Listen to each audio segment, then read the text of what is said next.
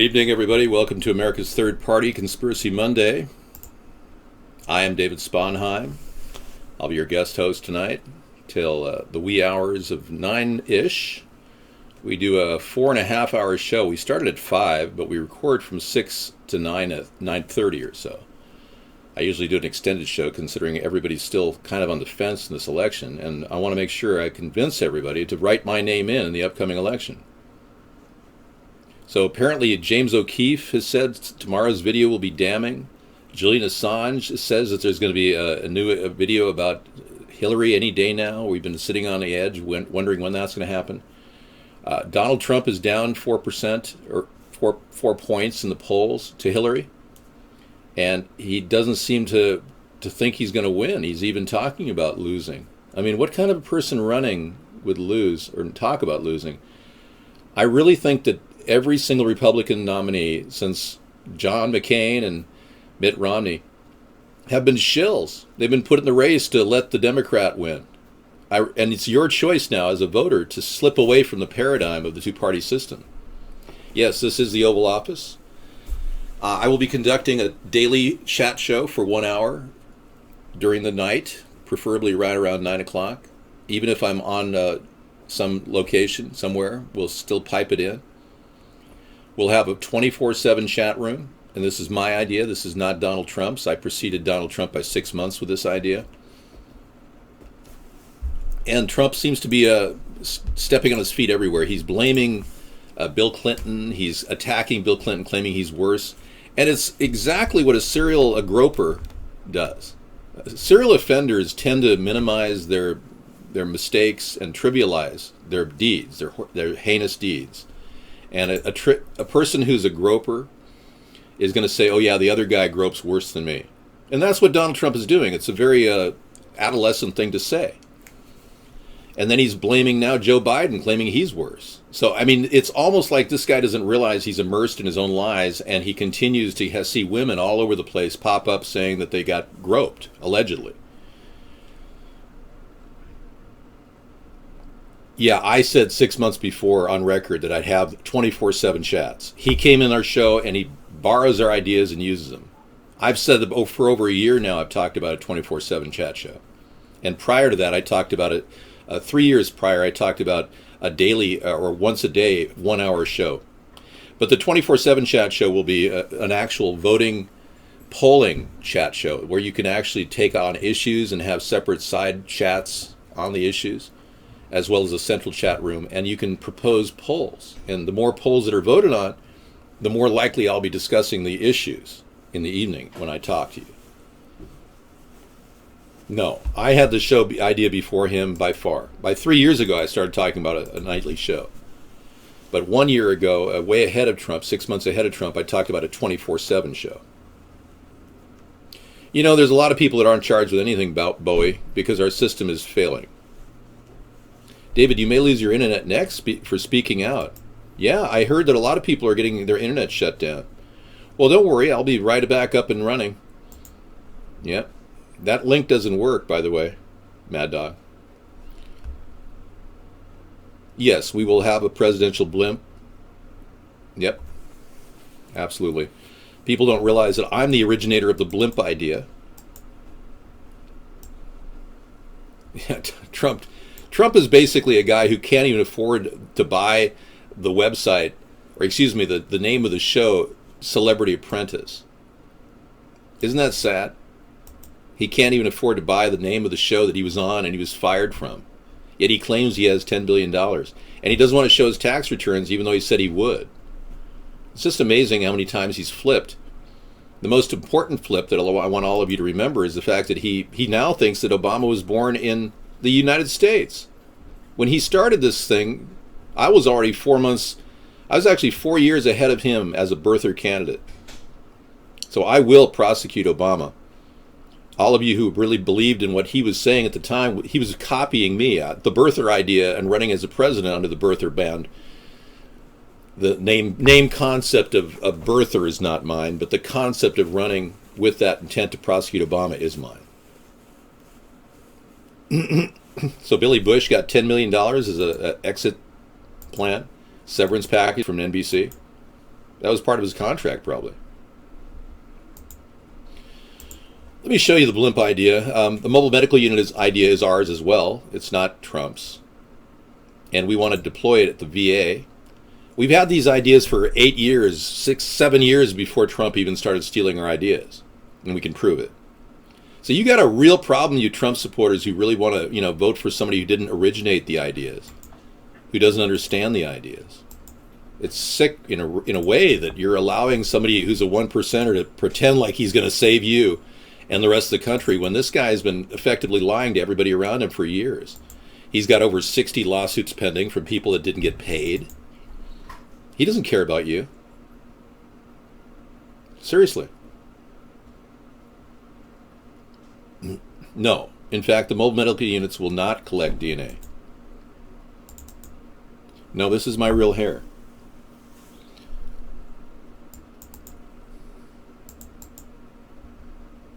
Let me show you what the blimp idea is, just so you'll know what I'm talking about. This is my original idea I presented to Boeing at the Beyond Oil event in 2009. And they looked at me kind of quizzical and said, well, we thought about something like this. And then they just never said anything. They said, well, yeah, whatever. And then a couple years later, Boeing started their own cargo blimp plane that they produce. Now they're making it. It's called the hybrid. Hey, I'm going to go ahead and check something real quick. I'm going to play you a video that was just made by one of our supporters about the election process. And it's really a good video. I want to show it to you. And it kind of gives you an idea of how winnable this write-in campaign really is. And Scissorfight made this. It's really a good video. And I want all of you to click on his website once I deliver the link. Yeah, here we are in chat. Yeah, try to subscribe to Scissorfight. He really needs new subscriptions. And here we've got another link. The stock market is turning into a sloppy, ugly mess, and it could get worse. Okay, we'll talk about that in just a second. Okay, let's do this.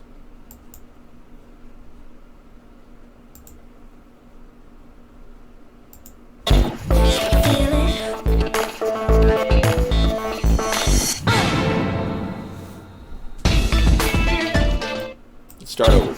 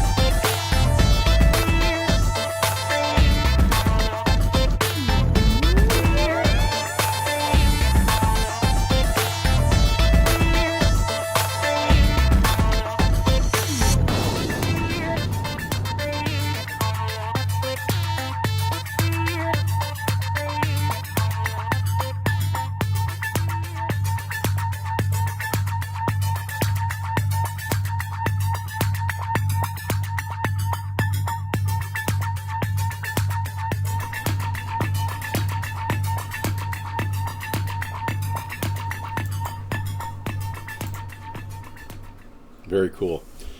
Thank you very much. That was really good. Scissorfight needs all the help he can get getting his subscription level up, because he was kicked off YouTube with a very established account for simply playing a video showing Donald Trump sniffling or snorting. And I mean, it just shows you how completely censored our country is. when he couldn't even make a video showing the snorting activity.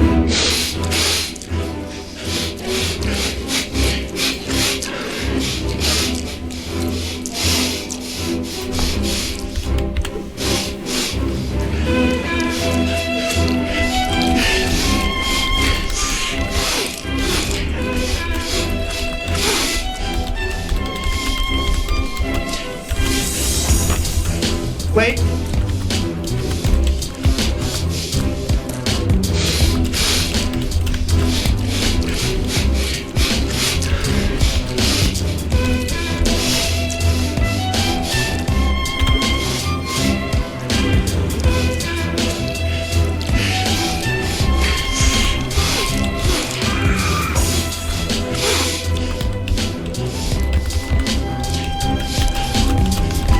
Wait.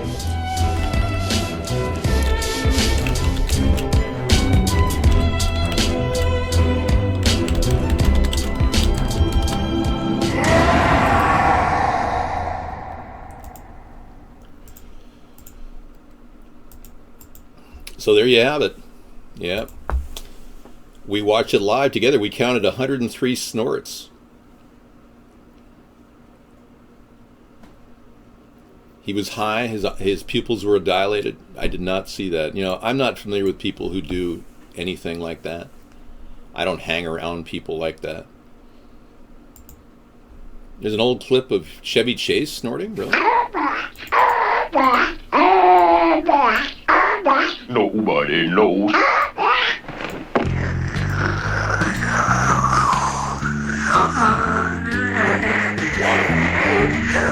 Don't try that at home.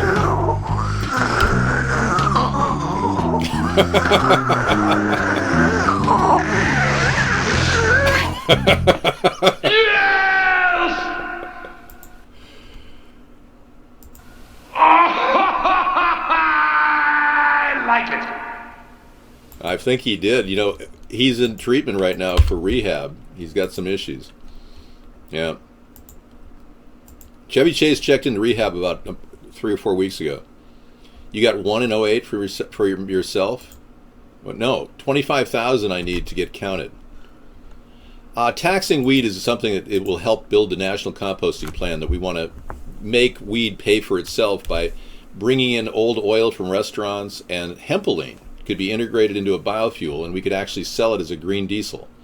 Eventually, the national composting plan will be paying for itself, but initially, we're going to use the tax from marijuana sales to finance the national tax. Plus, we're going to be giving taxes back to all the states, because our tax will supersede a state tax. There won't be state taxes anymore once I legalize it. It is inappropriate, and I don't recommend anyone do powder at all, let alone that kind of powder. Yeah. I did not know that. You have information about Trump being a homosexual? I've never heard that before. Have you had relations with him? I mean, how do you know that? Are you just making up a lie? That's slanderous to call him gay when he has no evidence that he's gay. He just gropes, allegedly. Yeah. Let's give me something I can look at. I mean, don't just make allegations like this is edible. This is divisive. Jewish people will not eat this. Muslims will not eat this. This is real. You can't just say Trump is a secret homosexual. That's just BS, man. You got to go after the real issues, like his connections with the Russian mobs, where there is proof. This money he makes. I would never, ever support Gary Johnson. Gary Johnson is a joke. I've been fighting to get notoriety for the past 8 years, and it's up to you, the American people, and all of you around the world to keep promoting what we're doing. I can't do it alone, and this word-of-mouth network I created in 2008 is really kicking around and doing something. They can't even tell you. There's no measurement. You know what I am running is to stop the UN from taking over our country. I'm going to show you a video that is indicative of what Barack Obama's main goal is for the UN and the New World Order to take over our country, and Hillary is no different. Let me show you. Watch this. But we have to put our money where our mouths are.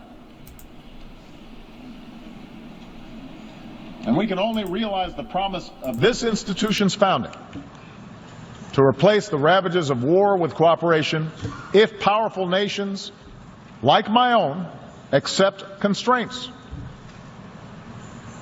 Sometimes I'm criticized in my own country for professing a belief in international norms and multilateral institutions, but I am convinced that in the long run, giving up some freedom of action, not giving up our ability to protect ourselves or pursue our core interests, but binding ourselves to international rules over the long term enhances our security. And I think BS. What a crock of crap. We need to prosecute this guy. He was an illegal alien to start with. I can prove beyond a shadow of a doubt that the birth certificate they presented in 2011, the long-form birth certificate, is a fraudulent document. It's forgery. I can prove it 100%. And others can too. And they've been using the power and the muscle to keep this puppet in play, like he is right now, promoting these ideas of succumbing to the world power, letting the UN assimilate us. And this is no longer a conspiracy theory. This is built into our laws.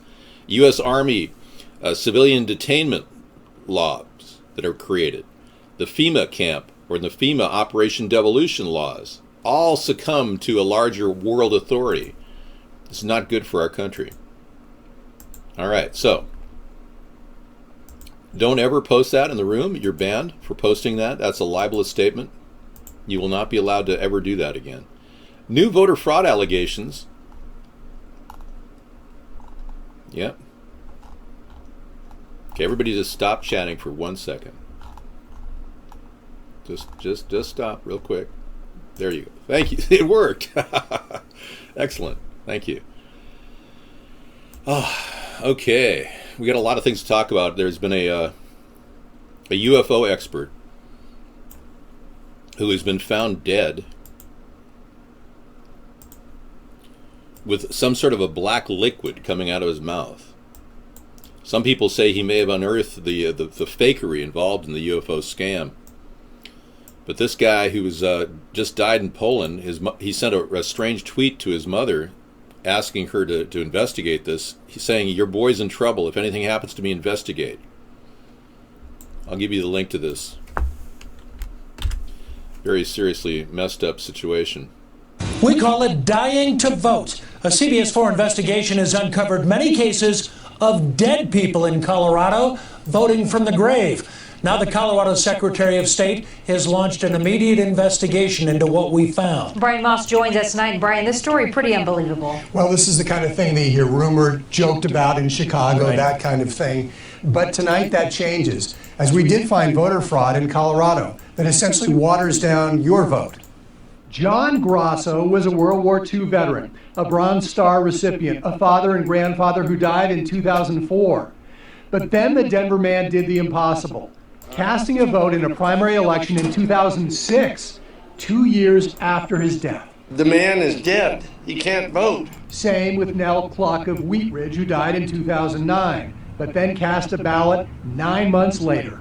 Well, I think Mom would really be unhappy about it. But outdoing Cluck and Grasso were Sarah and Miguel Sosa, who lived in this house in Colorado Springs. He died in 2008. She died in 2009.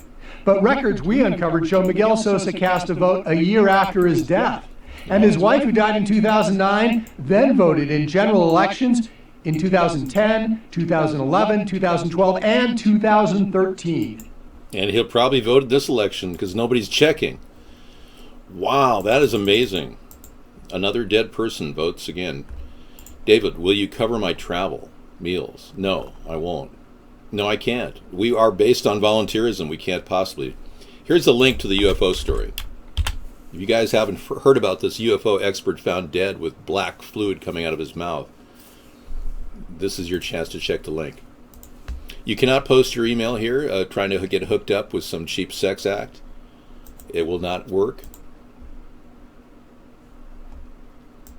This is a technique, by the way, folks. If you're watching the chat, they try to do this to shut me down because they want to limit your access to this open forum. And that's why you're being suppressed and censored. This network that we have to use because we're still waiting. Well, we still use it, but we're still waiting for the release of blogtv.ca. I'm wondering where it is. I mean, I was expecting the launch date to be by now, but we're still wondering. Hoping that network is for real.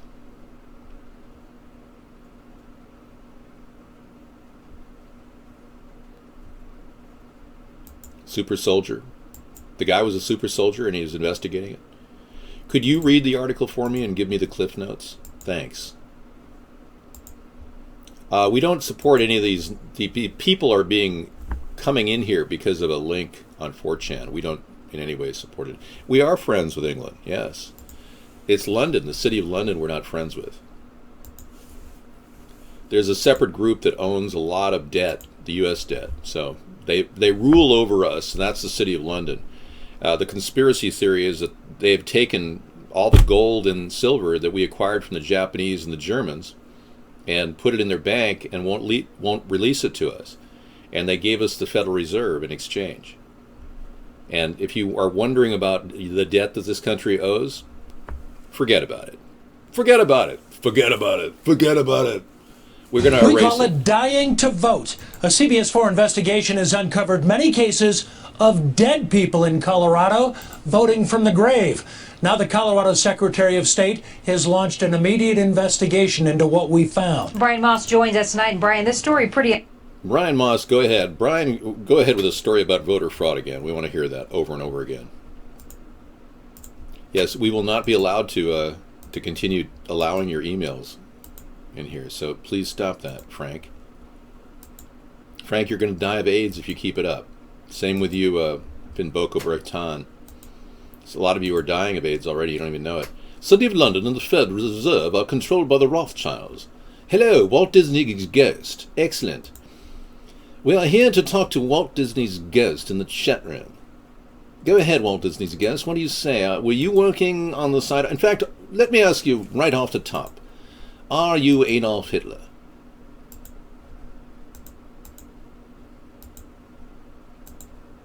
So there are some people that believe that Walt Disney is Adolf Hitler. That's where I drop off the conspiracy theory bandwagon. I just cannot imagine anyone believing that. But I'm going to show you a picture that it kind of reveals that possibility. Walt Disney.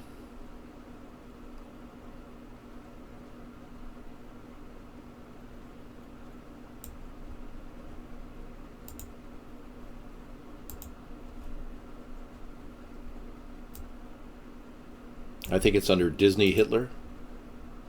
I do alphabeticals, but Adolf Disney. Okay. Here it is. All right, so some people believe that this is Adolf Hitler and this is Walt Disney.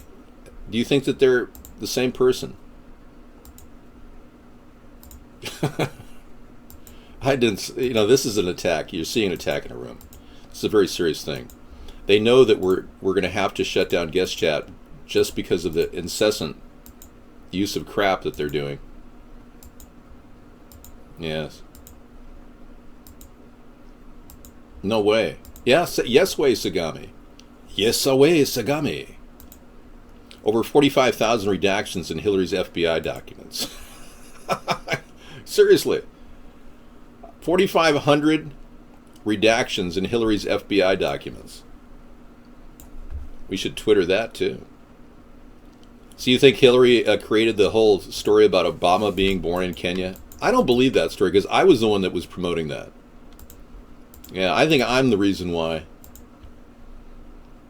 Leroy, that's exactly what they want. They want me to shut down guest chat. Do you know that for a fact, 686? Yeah, come on, gays. Stop trying to solicit cheap sex with yourself. I don't know. I have no idea. I wouldn't even know what these people are doing. I bet if there was a fly on the wall with every one of these hookups, it's probably a mugging. That's that man in the article. It's very interesting. Which article is that? Hi, my name is Ron. Ron, thank you. Vaughn Live, Examiner, Press Corps. We're concerned about dolphins engaging in sexual intercourse with people, but it's not a severe problem. It's not like the kind of alleged rape that's going on by our congressmen and political candidates. And you can see that a lot of these people have rape on their mind. That's all they think about. And you wonder why they're implementing Agenda 21? They created the stupid people that are in here jacking off. Did I say that? Yeah, they created us, the people that, are absolutely lost. Taking time bags, that's not funny. I get that all the time. Yeah, they put out pheromones in our diet. You know that the GMO soy that you're eating right now or drinking, say you're trying to avoid meat because, that's what the elitists want you to do. They don't want you to eat meat because, frankly, it's a lot harder to raise cattle than it is to raise genetically modified soybeans with Roundup. And they can kill you faster with the genetically modified soybeans. So they're going to want you to eat the veggie burgers and the vegan burgers that are all made from genetically modified soy because they've found that it does cause sterility. Plus, the esters in soy can turn a lot of you guys into a homo rather quickly. And I know what he's saying. Some of these guys are saying, that's ridiculous. I've been drinking soy milk all my life. Yeah, that's why you are gay. Yeah, in case you were wondering, it's not something you necessarily were born with. They can put pheromones in the air even that we're breathing. That's why a lot of these people are so mentally ill and they want to hook up with and have cheap sex. I don't know what that is. Can you do your Tim gun? Sure, Leroy. I did it the other night. I might as well do it now. It doesn't matter anymore. What difference at this point does it make? Okay, everybody, come on in. Let's just talk. Let's make it work, everyone. That looks disgusting. How can you even call yourself a designer? Okay, is that enough? Okay, you're welcome. Some people really need that fix of the Tim Gunn impersonation. I may look like a good-looking guy, but that doesn't make me gay. It makes a lot of you people very frustrated because you can't have me. Because I'm a heterosexual. And that's even more of a lure for some of you dumbed-down gaytards.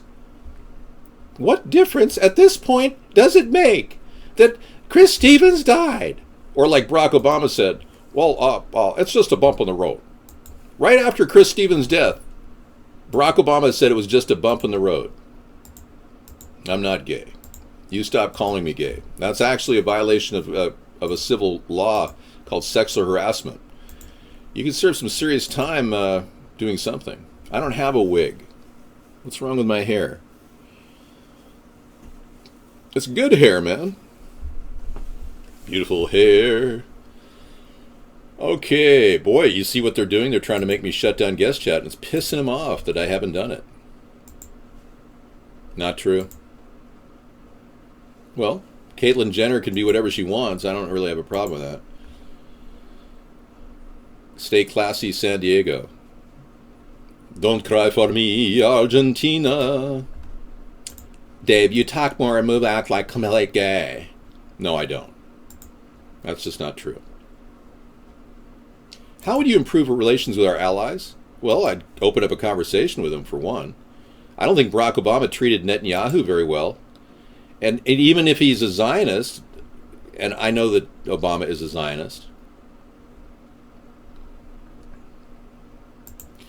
then you would think he would have been nicer to Netanyahu. I'm not a Zionist, but I would still treat Netanyahu with respect enough to invite him to dinner at the White House buffet. So that's something to think about. Sharpton has been very quiet. He's very thin. He lost a lot of weight and never gained it back. No, the Zionist conspiracy is not in any way a homosexual discussion, even though a lot of you have that in your mind. The Zionist conspiracy is they're pushing us into war with Syria.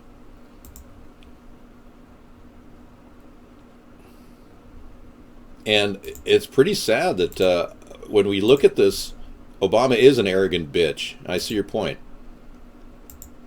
Well, something of merit is reserved for the show. We will leave any chat that makes sense in the chat room. And all of our chat is, of course, archived in the historical document called the Internet. You are an arrogant bitch? I'm sorry you feel that way. This Friday, the world premiere of Can't Stop. I'll be doing that. It's even annoying to me. Yeah, well, don't you realize that's why they're trying to do this, is to shut guest chat off? You're the biggest bitch on the internet. I don't know, Sam is dead. Don't even bother finding out. Yeah, I want you to know that that's their goal, is to shut down guest chat, and it disturbs me that they think that they have power. I look old? How? I'm 56 years old. How old should I look? Yeah. Can you believe the level of insanity here? Okay, let's just shut it off. Let's get down to some simple... Oh, whoops. I misspelled it. You look like a sick, worthless defecation from your mother. Your mother didn't have an abortion. She had a defecation, and you were the birth. Okay, any questions? Thank you. Are you expecting, ma'am? Well, I have been constipated for 9 months. Oh, well, you're going to have one of those defecations. He'll sit there and turn into a freakish person on the internet and a cyberbully. Exclusive audio, Bill Clinton on claim he slept with Black Beauty Queen. She From darkened December my... 1990 to December 1991, Jennifer Flowers famously recorded a series of conversations with Bill Clinton. This is while he was governor of Arkansas and considering a run for the presidency. And then in October 1991, Clinton officially announced that he was running for the Oval Office. Now, Jennifer Flowers recently provided Breitbart News and my radio show, Aaron Klein Investigative Radio, with original copies of the cassette recordings that she says she made with Bill Clinton. Now, in this next recording, this follows a lawsuit by former Clinton insider Larry Nichols, who claimed that he was improperly dismissed by Bill Clinton from a state job in Arkansas. And in the lawsuit, Nichols alleged that Clinton diverted state funds to engage in extramarital affairs with 5 specific women, and then he named those 5 women, including Jennifer Flowers, and including the topic of this next conversation, and that would be Lincola Sullivan. She's the former Miss Arkansas, and she's also the first African-American woman to place among the top 5 in the Miss America pageant. Take a listen to Jennifer Flowers' recorded conversation with Bill Clinton, in which they talk about the 5 women mentioned as his alleged mistresses, including Lincola Sullivan. I just meant, God, that was an awful experience for me too, you know. Well, no, I was just hoping. I mean, the guys that sort of, the whole thing was just sort of weird, you know, who they picked and why. I literally have haven't even, I've talked to Elizabeth Ward, who got on that list maybe 3 times my whole life. Wow. I don't have any idea how she made the grade. Huh. At least Lincola Sullivan's a friend of mine, even though I haven't ever slept with her. You know, she does come see me when she's in town. So I can see why, you know, at least she's darkened my door. Well, who knows? You know, you can't reason. They were just, you know, they picked people that were reasonably high profile too, if you'll notice. Names that people would probably recognize, which was pretty smart. You know, at many points in these conversations, it's very clear that Bill Clinton is deeply concerned that the women on the list, including Jennifer Flowers and others, are being contacted by reporters, and he is very concerned. He doesn't want anybody to talk to the media. Lincola Sullivan's name pops up several times in the conversations, including here, where he says he was in touch with her and that she had some phone calls as well from reporters. Take a listen. Okay. But anyway, I just would really like to leave Little Rock. I'd just like to get the heck out of here. Well, I don't know. I don't know anybody to speak of anywhere that I know of to even... I mean, I've got mixed emotions about it because I consider this my home, and I feel a little insecure about taking off to the Wild Blue Yonder, but... Not only that, I mean, this is just crazy. There's not going to be any stories. I mean, nobody said anything. The only thing that... This is Frank Gaffney with the Secure Freedom Minute. President Obama has finally... All right, so I don't know what that was and how important it was, but I do know that Sarah's here, and I want to talk about what is important to us. So I didn't see anything life-changing there. A story from Mad Dog about threatening calls following a Utah GOP leader's Clinton love child claim. One of the GOP leaders talked about Clinton having a love child claim, and then he's threatened. Yeah, this is quite normal politics for the two parties to go back at each other. Yeah. All right, that was Jennifer Flowers. I'm going to show you the complicity behind the two-party system. So Donald Trump is more than likely been a plan to take down the Republican Party completely. And now he's alienated the Ohio GOP. And the Ohio GOP have been at odds with Trump. The GOP itself is at odds with Trump. Trump is disassembling the Republican Party as we know it. It's splitting. It turns out hardcore Christians are not even pulling the numbers for Trump. The pro-lifers don't have the numbers for Trump like they used to have the numbers for George W. and even Mitt Romney. So Trump's losing the pro-lifers. The people who are Christian and ethnic really aren't voting for Trump. They're just absolutely fed up with his lack of obviously decency when he's allegedly groping women and talking about it, bragging about it. It's really driven a lot of people away. But Clinton was put into Trump was put into the race to just disassemble the Republican Party and drive votes to Hillary. And it worked. So far it worked, yeah. One of the reasons why we're here is we're here to offer you guys $400 per month. Thank you, Potato Girl. Appreciate it. We're offering everybody in America, a U.S. adult citizen, $400 a month when I become president. By reforming welfare. By reforming welfare. We're eliminating welfare completely. So if you're on welfare and your family gets a welfare check, a big one, we're going to give you a couple months to hook every adult in the family up to the EBT program. And we're going to open up the EBT program to include all U.S. citizens who want to apply. And you'll get $400 every month on that card. Now, U.S. citizens only, meaning we're going to lose a lot of money going out right now to non-U.S. citizens. And this is a plan that really will get rid of the non-U.S. citizen lazy attitudes that they have about coming into our country. Well, people will be able to work beyond this $400 a month. This is just a baseline. Yeah, this is the baseline, and anything above that is called the baseline plus. So if you want more money, you're going to have to do so go out and work for it. A job. Yeah, which makes sense. It's like, why not? It's just a baseline so people can live on that baseline. We stand for renewable energy solutions, green, clean technologies as well to help drive the economy and make it grow.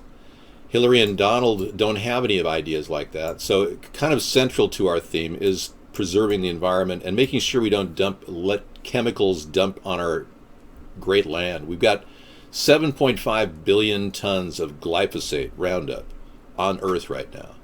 And it's going to take years to get rid of that. Sarah and I wrote a book called Hybrid Capitalism, which deals with the economy. And if you want to download it, you can.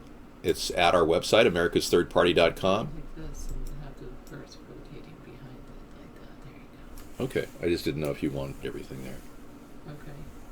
You said you didn't want that there. Oh, yeah, it's fine. Okay. It's all good. Let me take it and just drop it into its little bag there.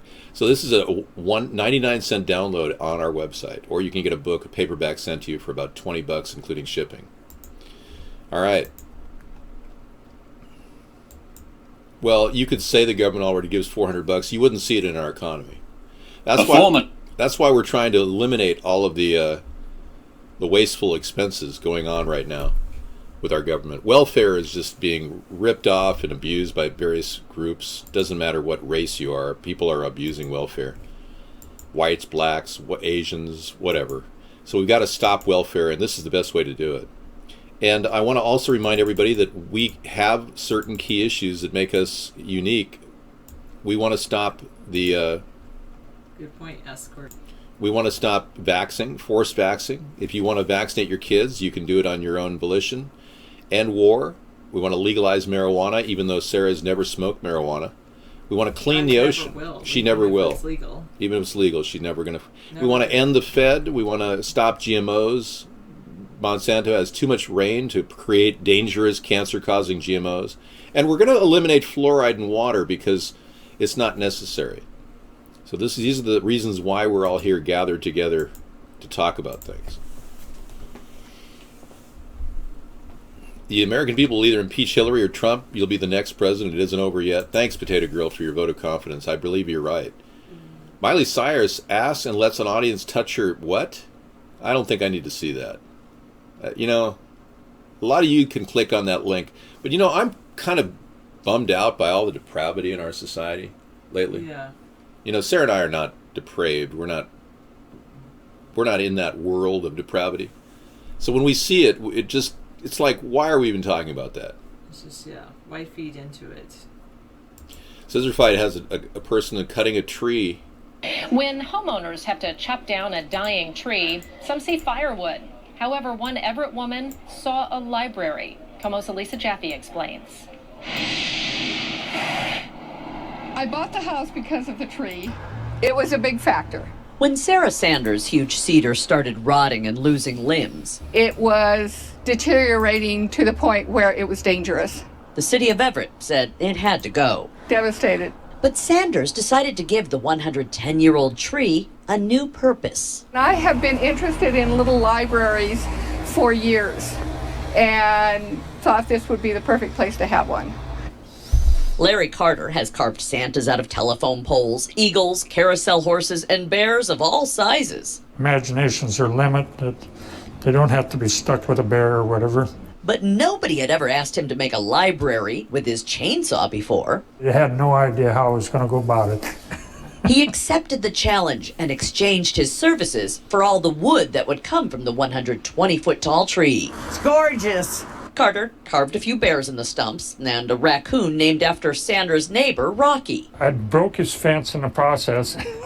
It's rather close, and I felt real guilty. The community library has taken on a life of its own in the lifeless tree. Have a look, take a book. I was not the first one to put a book in here. I've seen somebody with a flashlight trying to find a book, so it's used all the time. And the woodcarver plans to keep returning with new signs for every holiday. Sanders' sadness over the tree didn't whittle away. I still miss the tree. But she's commemorating it with a whole new chapter. In Everett, Elisa Jaffe. Very cool, yeah. So adorable. Yeah, it's cute. I'd say I'd say turn the wood into paper and make cedar paper out of it and print up a book. Yeah. She probably sold the rest of the wood. Well, it went to the guy.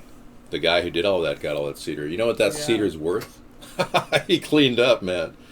That's very expensive cedar, especially the big cuts. Yeah, that's a lot of money in that. I do speed read, yes. Thank you. So Sarah is my choice for the vice presidency, and we're going to be doing an amazing job fixing the country because we're going to be listening to both the Democrats and Republicans complain about each other. And we're going to be arbiters and negotiators. And we're going to try to work out compromises. And this is something Trump or Hillary can't do. You see, we've got a very divisive government with Bush and now with Obama. And what we need to have is a united government. And we need to get rid of the dead wood. And we can do that with a third-party candidate. We can get a brand new approach toward world foreign policy because they'll see this as a big regime change with me at the helm. And because I'm not a Democrat or Republican anymore, I was never a Republican, but I'm not a Democrat anymore, I would always allow everyone on both sides of the aisle to talk about issues and communicate.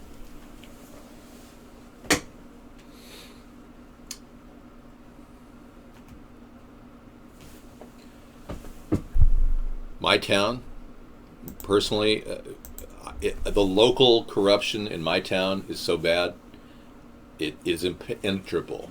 It's impossible to fix it. Impenetrable. You can understand, I ran for office in 2014. Sarah ran in 2008. And, we could only get like 5% of the vote. And the corruption is so great that they stole 90% of my signs just to get me out of the race. They will do anything they can to knock you out at a local level. So we have to do something You've had SWAT teams raid you, have multiple threats, aren't you afraid? No, I don't have any fear, homie. Yeah, I've always been very courageous. My family were born this way, I guess. We've done some amazing things. My parents were instrumental in stopping communism in the 1950s. I am more than willing to give you my all as a representative of the American people, not some guy working for secret societies. And I don't care if they want to try to kill me. They're going to have a hard time because I'm extremely good at defending myself. Let's be realistic, yeah. Trolling? No, you're wrong. The local. I muted you because the local corruption is so great they can easily knock somebody out of a little race. I've got a national audience every night. In fact, I've got an international audience every night. People all around the world are watching us, and they're talking to their family, and they don't want this Trump guy, and they don't want Hillary with her forced vaccinations and her RFID chipping of people. They want an average American to lead this country because they know that that's a person who will bring solid ideas and common sense to government. I've never had my IQ tested. You can call it a slow crawl, Time Pilot. You don't understand what's going on. Thank you, homie. I don't think many of you realize that this is a word of mouth critical mass factor that's growing every day. You will notice that not one of our shows is lagging viewers. We have so many viewers that they want to get in here and chat. In fact, when I shut down guest chat, you can see that we still have a lot of people that want to chat. So the guest chat and the censorship that's going on Vaughn has just been another block in the way of us growing. We are working around the clock to make this a growing political movement, but at the same time, with the censorship being so great, we have to use word of mouth to bypass the corruption that the mainstream media seems to be involved in. They're bought off. Journalists are for hire now. I did not just say max factor. You're hallucinating. Critical mass factor is what I said. Once we reach critical mass, the mainstream media will no longer be able to hide the truth that people want this third party. They want me to be the president. That's just a reality. I speak to the center of the political mindset of the American people.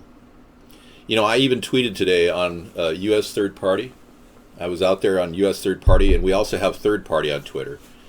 And I was twittering and tweeting the many reasons to support us if you're a socially conservative person, because ironically, even though I'm socially liberal, I recognize the need to not have unnecessary abortions past 15 weeks.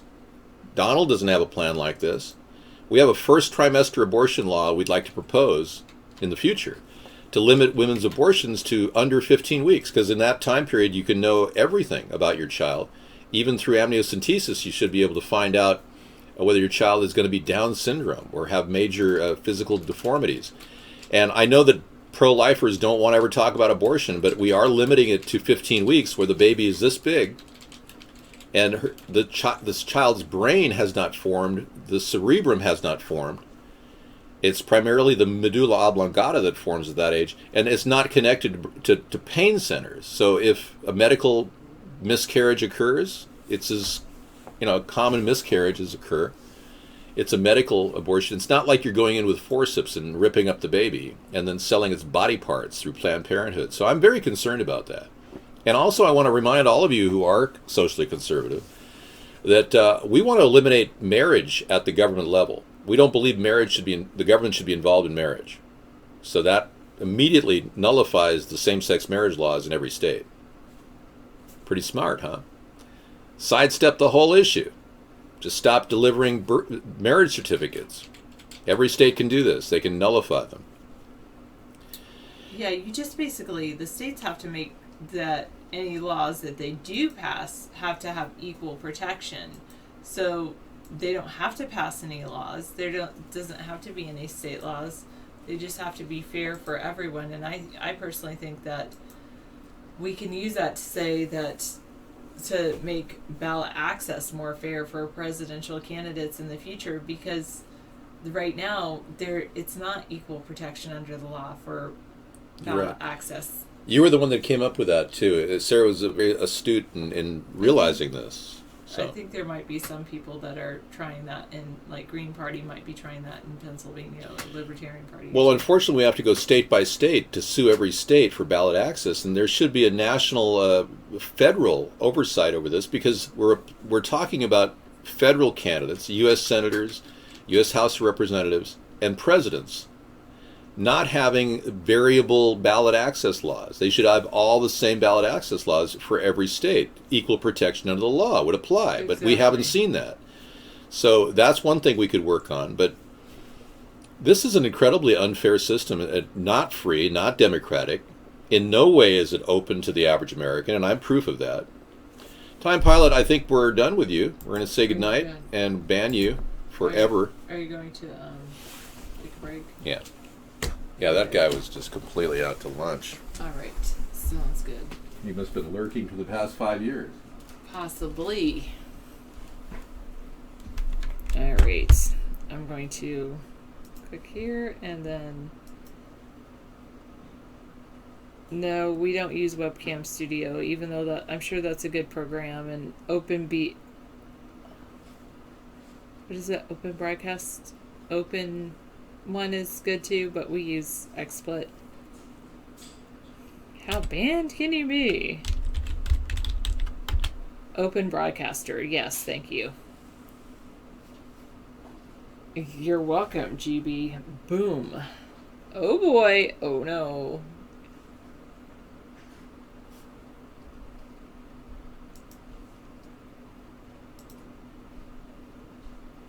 Goodness. Free.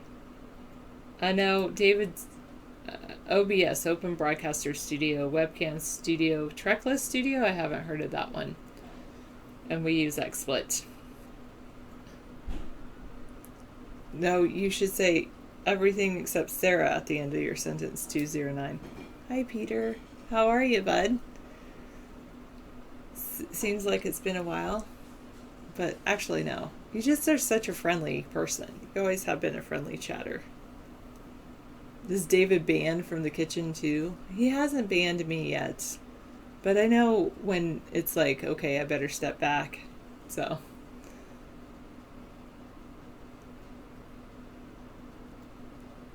Oh, Obama's round of golf. 300 vacations, $70 million. Projected speaking fees, $1 million. I look Saturday chipper, even though it's Monday night. Alright, no, I opened it. I opened the gates. I'm glad to hear that, Peter. No, 775. Not that I know of. I don't even think that other person exists anymore. I think he's like went into another life or something. Yes, David could be watching from the laptop I bought him. He usually watches on Thursday nights, but he could be watching on any night. You can ask me anything, homie G. How do you know that 775? How do you know he even did?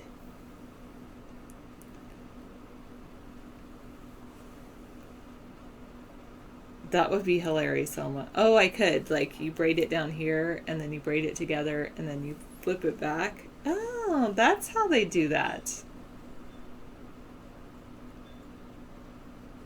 That's 775. You're just trying to pick on things that, you know, is true of anyone. Sure, homie G. You can try. You can ask me. If it's too personal, I'll say no, I won't answer that. But you can ask me pretty much anything, and I'll just say, okay, I'll answer it, or why I not.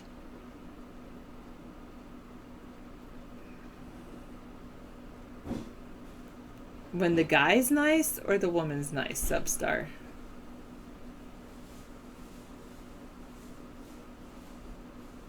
Okay.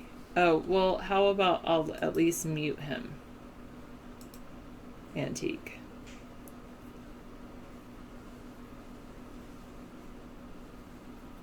Who is that? 209, I don't know. Crude. Okay.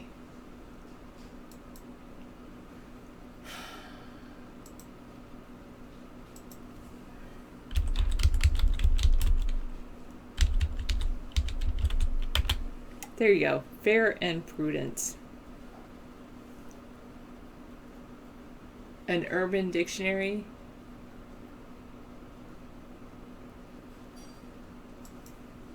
Okay. No, not really 952. And he doesn't. David pays a lot of attention to me. Especially on the days that he's not on the show.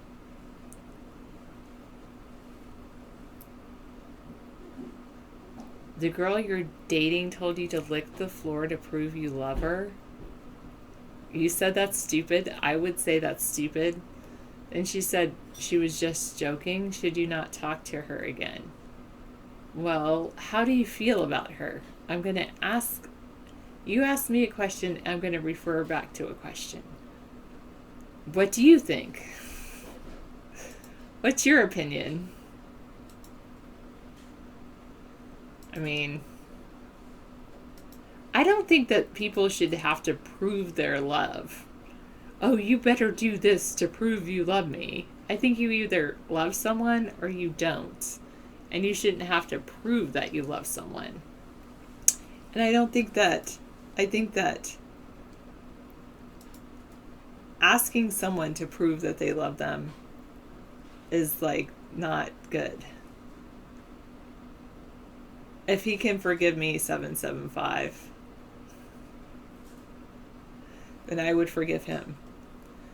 Obama's Attorney General met with the spouse of Obama's Secretary of State as Obama's State Department worked with... Obama's Attorney General met with the spouse of Obama's Secretary of State as Obama's State Department worked with Obama's FBI. But it has nothing to do with Obama, even though are they all conspiring behind Obama's back, Elephant Juice? Thank you, Hand, for loving me. Friday, the world premiere video of Can't Stop Because You Don't Stop. Thank you, GB. Scissor Fight does have a lot of links.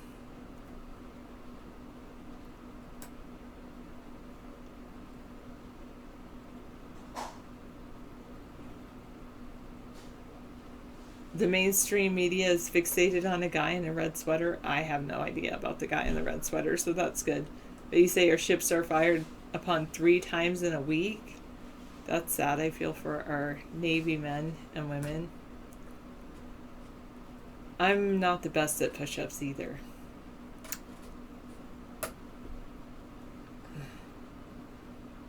Brexit is the best thing that happened on your side of the pond. Are you him, Chicken?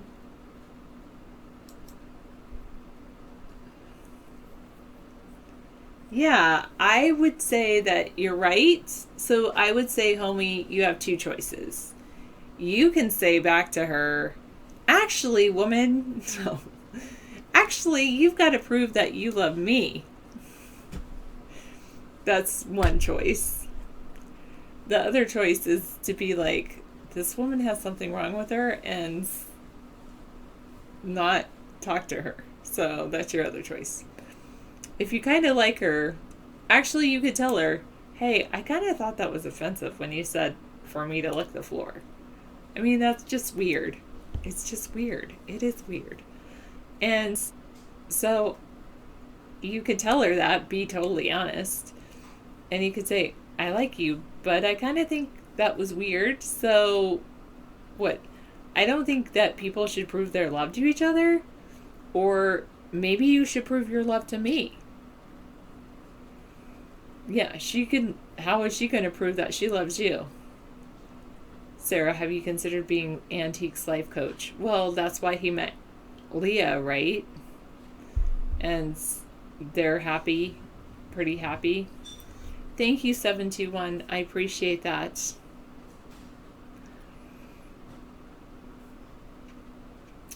All right.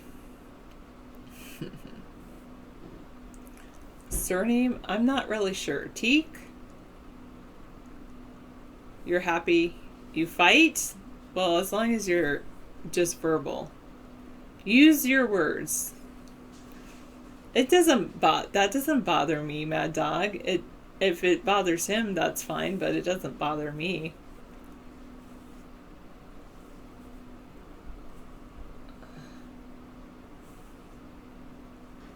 Well, because he's laughing at himself, 806, that's probably the only explanation. It's like, have you ever heard people that tell jokes and then they laugh even though nobody else around them's laughing? I have seen one episode of Once Upon a Time, maybe two. Well, 224, do you really have to say that? I mean, I thought that was a given. I'm boring because all I do is read your chats. You want me to talk about the news or talk about the future of our nation? What would you like me to do? I could talk about the future of our nation and how I believe in getting back to the basics. I believe that we need to get back to the basics, and I think that we have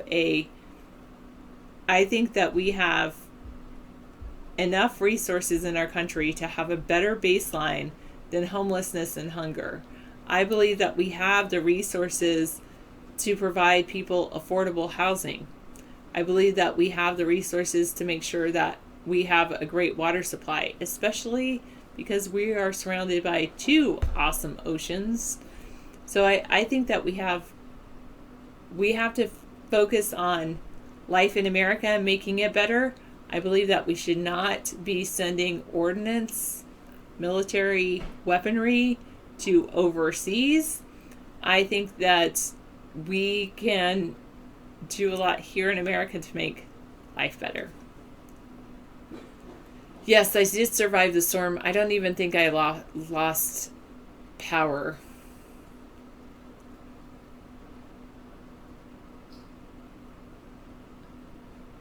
So these are the things I will be focusing on. And I believe in our education system. I believe that we can help with our healthcare solutions. I think that our healthcare is still in dire need of straightening out, even with, I don't think that the Affordable Care Act straightened out our healthcare situation. Thanks, 690. I think that the Affordable Care Act caused a lot of people to suffer. I don't believe in taking from the rich and giving to the poor. I just believe that we have resources in our country, and that doesn't mean that. I'll tell you what I don't believe in. I don't believe from each according to his ability and to each according to his need. I don't believe in taking from the rich and giving to the poor. I believe that people should work for anything above a baseline. I believe in a baseline for providing for people, but I believe in more than a baseline. I believe people should work for more than a baseline as well. Humans are awesome, but when I'm talking about the resources to help our country, I'm not talking about human resources. I believe human resources are best used for people to help themselves.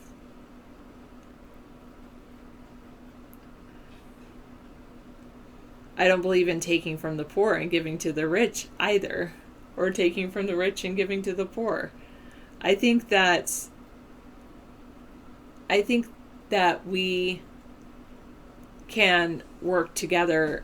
I believe that with housing, one of the things with housing is you have to get back to the basics of housing. I believe that Congress has always, they throw money at problems rather than actually solve the problems. you have to pay tax in Hong Kong for your projected income, not till I suppose in California people have to do that too, a state income tax. And then what, do they adjust it down if you don't make as much as you did?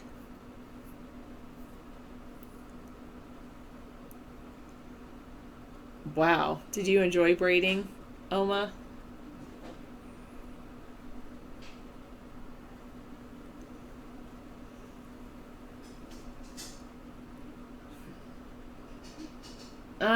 I don't believe in that, 690. I think people generally help each other, especially if you look at what happened after 9/11. Everyone was helping one another. I mean, I can see looting and things happening, but that would happen when people are in these mega cities that they're talking about, and it would be a slow turn until people are so fed up that they were looting. I think that when it comes down to it and people are hurting, they tend to help each other. It's a flat tax, so it's like if you project you're going to make $100,000, you have to pay $10,000 in advance. Is that right, GB? I think it is broken though, Segami. The problem with it is there are people that are working. There are people that are working hard, and the people that are working hard, they see people that are on welfare, and they say, well, why aren't these people working as hard as I am? And the thing is that these hardworking people, they then also see people on welfare, and they're not rich. They just barely don't, either they don't qualify for welfare because they just barely make too much to qualify, or if they do qualify, then what happens is that they either don't qualify, or if they do qualify, they're too proud to take it. So and then they complain about the people who are on welfare, and the people that are on welfare, they complain that these people are getting, expensive things, food, with their welfare money, when these people purposely don't buy expensive food because they know how expensive it is.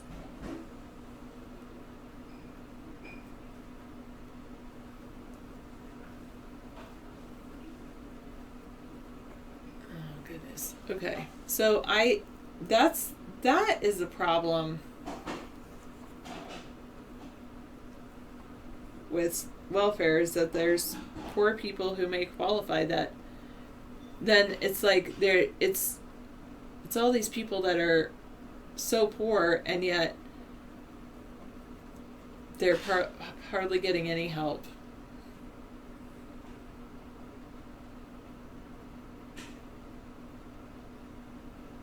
Oh yes, thank you, Antique, for clarifying that. Oh, I'm not doing coconut oil right now. You put coconut oil in your hair before you braid it? Is that what you do?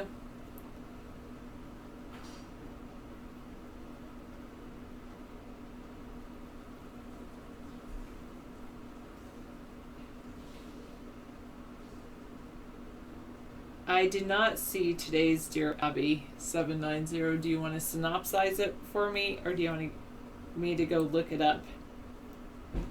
I did a bob cut's like when you cut it super short, right?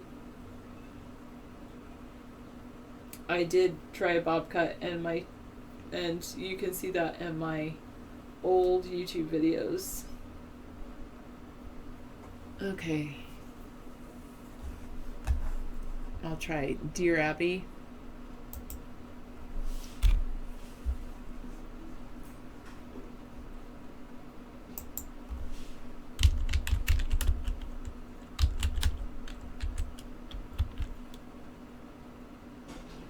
wasted.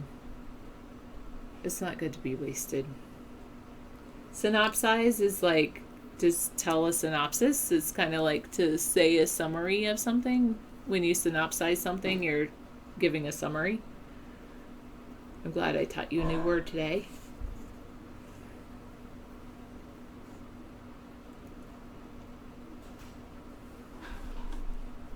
Yeah, I'm just gonna go like that, and then okay, bye, Absano. I am fiddling. It's from synopsis, yes.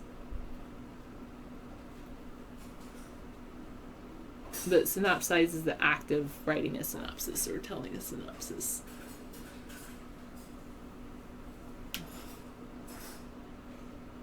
Oh, is it about the person not voting in the upcoming presidential election?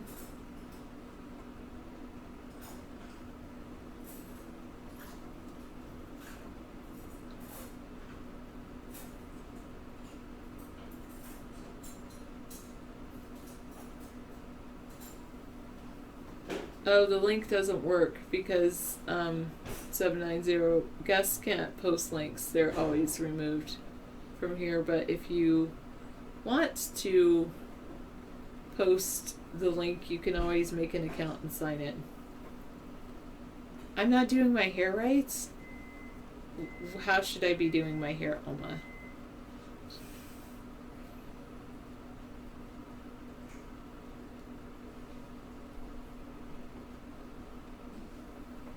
How long as guests have they been posting? What do you mean, Segami? I'm going to get to under my chin, but first I have to braid it down to my chin.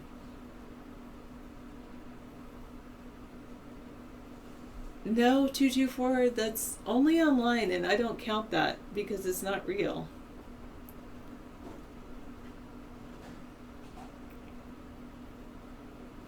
See, like now you're saying under my chin like this.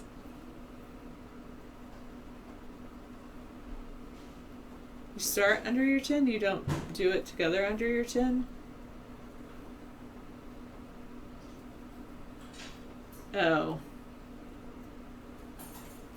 Who wrote it? 790.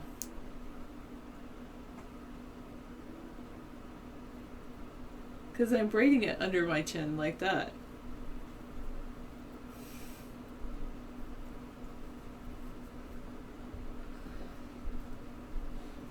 Why don't you just start it like that? Anyway. You don't know. Oh, it's Dear Abby. Of course you don't know who wrote it. But does she say I'm the fiance of some guy? Or does she say like my friend has a boyfriend fiance thing? Anyway. Well, it wasn't me. 790.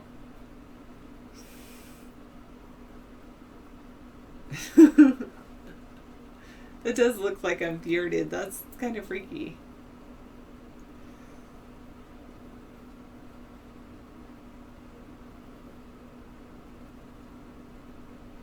Alright, like that, and then I put it back like this.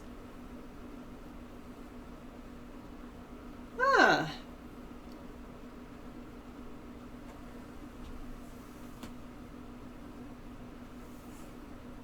Like that. Right? Close enough?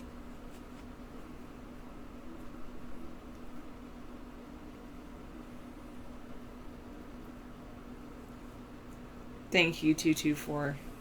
It's hard to find a woman like me. Yeah, close enough. I mean, you probably just have this like straight, but I have like a little braid here now, and a little braid here now.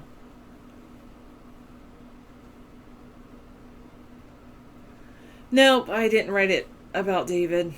What was her advice?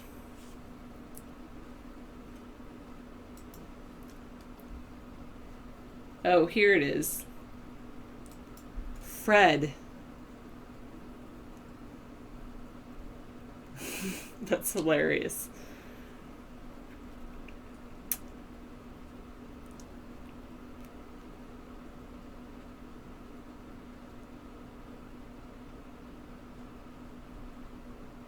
Well, she's unhappy with her relationship. I'm happy with mine.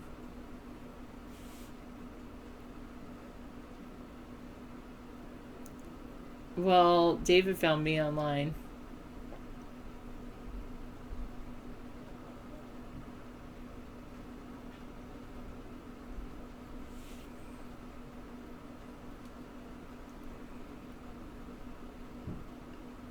Yeah, why are you sending out his resume? He has no intention of getting a job.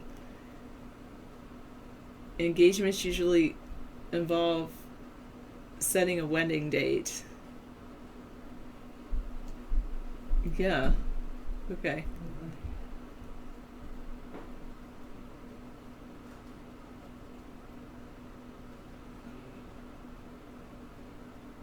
I like what she said about the voting thing.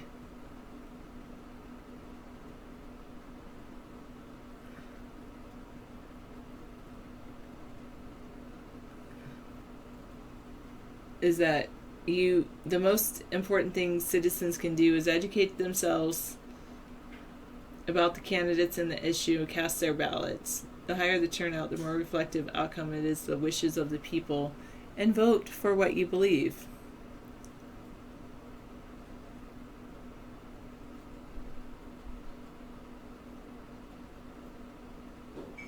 Good. All right. But she's I would, if I were unhappy, 790. I'm not unhappy. I'm very happy in my relationship. I'm extremely happy in my relationship.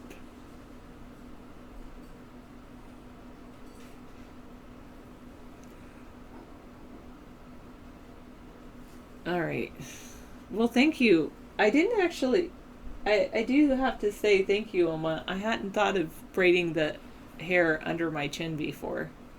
So that's a good one. I always braided it, and then I wasn't sure how to do it together like that.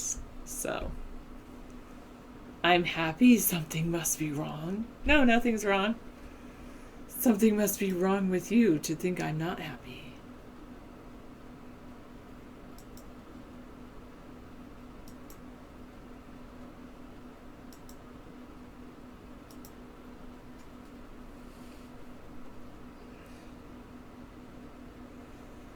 Yeah, some people have that problem. 874. Don't worry, be happy now. How long do I think I'll be happy for? As long as I decide to be happy. You forgot your sarcasm fonts. Oh, good.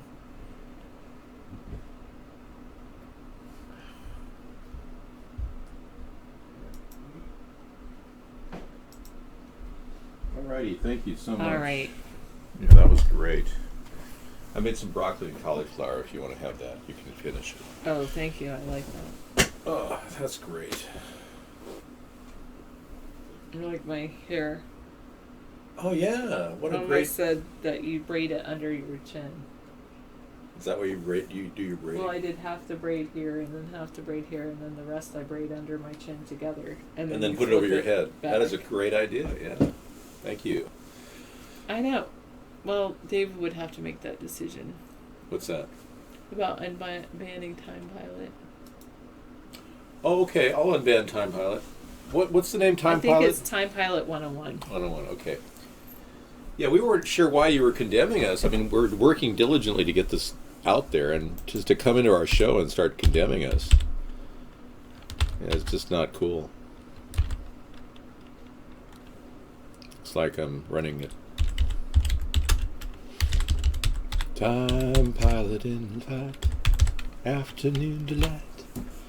Okay, see how simple it is to get unbanned? You just have to come in and ask for it. So, welcome back. Right.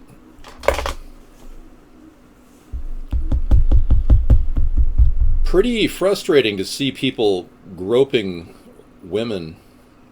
Men claiming that they don't grope women and then saying that they do in locker room talk, and then wondering why so many women are coming out saying that they did get groped. I mean, the whole thing is so ridiculous.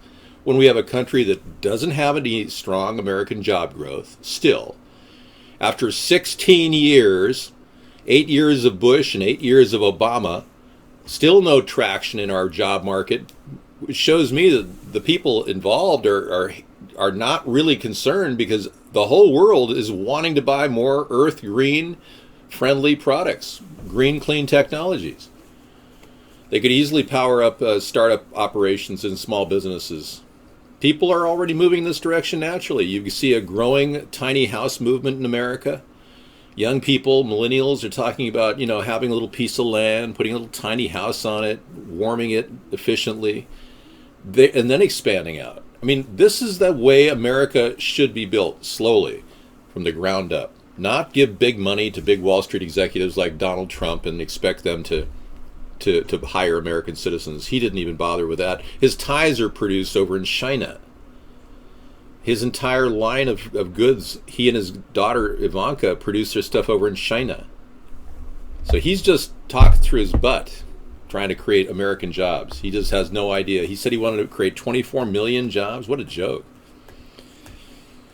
I don't do that to women. I've always respected women. I have a very clear view of women from my father, who taught me to never ever hit a woman, for one.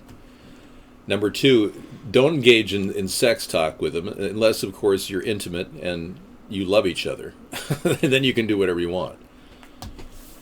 But if you're just meeting people off the street and you're hitting on people for cheap sex, you'll probably get AIDS or something and die off. So if that's your game, that's free will and all that. If that's what you're up to, you'll probably end up dying a young person. What about it? Yeah, I mean, you guys have sex on your mind all the time. I mean, if I could just avert the conversation, that'd be great. Conspiracy Monday should be a non-sex Monday, and not nonsense Monday. I think I'm making these. Taking them, yeah, you can make them. Put it on 2 potato. Set the setting for 2 potato. Rinse them off and just throw them in there as is, and set it for 2 potatoes. And it works great with 3 potatoes. Otherwise, it overcooks them. Because we've got like an 1100 watt microwave, which is... And stand away from the microwave with a lead shield in front of you when you're using it. Oh, like I said, why would I talk about that? 2 consenting adults can do whatever they want to do. I have no problem with whatever you're going to do in the privacy of your own, don't say house of prostitution. Yeah, consenting adults, do it in the privacy of your own house of prostitution.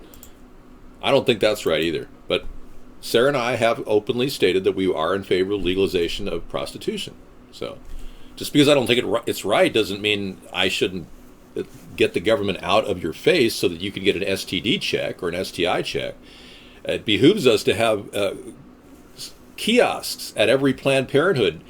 In fact, every Planned Parenthood could be shut down for the most part. We could lease out the space to, somebody selling clothing or something.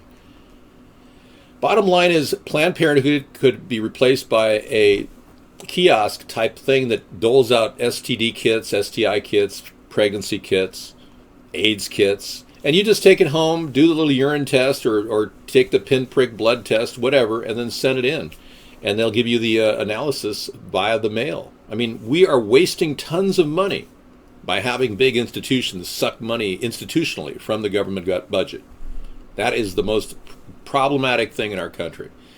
Big, huge companies just nursing off the government tit. Hear those the sound of your tax dollars going out of your pocket. Hear that sucking sound? Those are your tax dollars going out of your pocket. Those are your jobs going overseas. Hey, do you want to listen to snorting? Yeah. The Donald Trump snort compilation? We have a couple things on tap for you. There is no good AIDS. The bottom line is if you have it, you have to use the cocktail to fight it, and it does work. No problems there, buddy. All right, and here is the Trump sound. Would you like to listen to a little bit of Trump snorting and a little bit of Hillary shaking her head? Wouldn't that be kind of cool? Let's do that. All right, Mr. Trump, you have 2 minutes. How do you heal the divide? How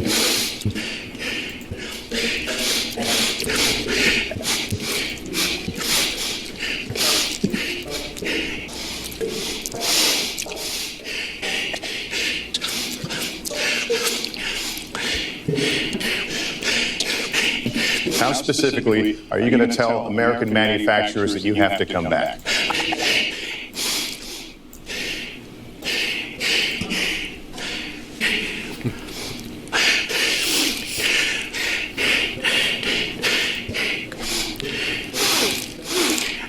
Good night, everyone.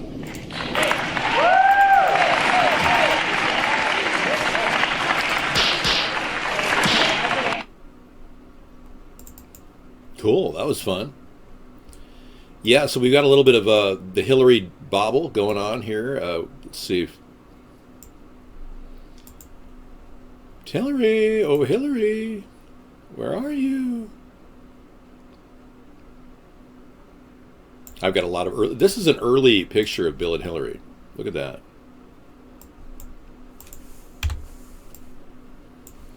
You know, I think that they were almost set up together. I think he was a Rothschild, the illegitimate son of Jacob. And I think Hillary was probably a fairly wealthy Jewish family. Have you ever thought about penciled eyebrows? Oh, come on, Oma, seriously. I look fat on a 4K. I'm not fat. Pencil, you're seriously, I have eyebrows. They're just the same color as my hair. If you'd like, I'll wear penciled eyebrows on Halloween. If you like them, then we'll do that. I'm going to be wearing fangs and a lot of other weird things on Halloween. He is snotty and her hand has beep beep on it. Okay. You can't see my eyebrows because they are the same color as my hair, you Nimrod.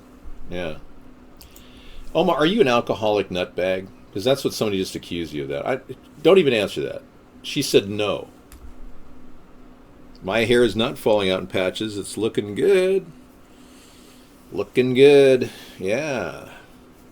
I give my head a little massage just to help those follicles grow. The Rogaine massage. Me look fat? No. No, I'm a pretty thin guy. I'm 230 pounds. I'm 6'4".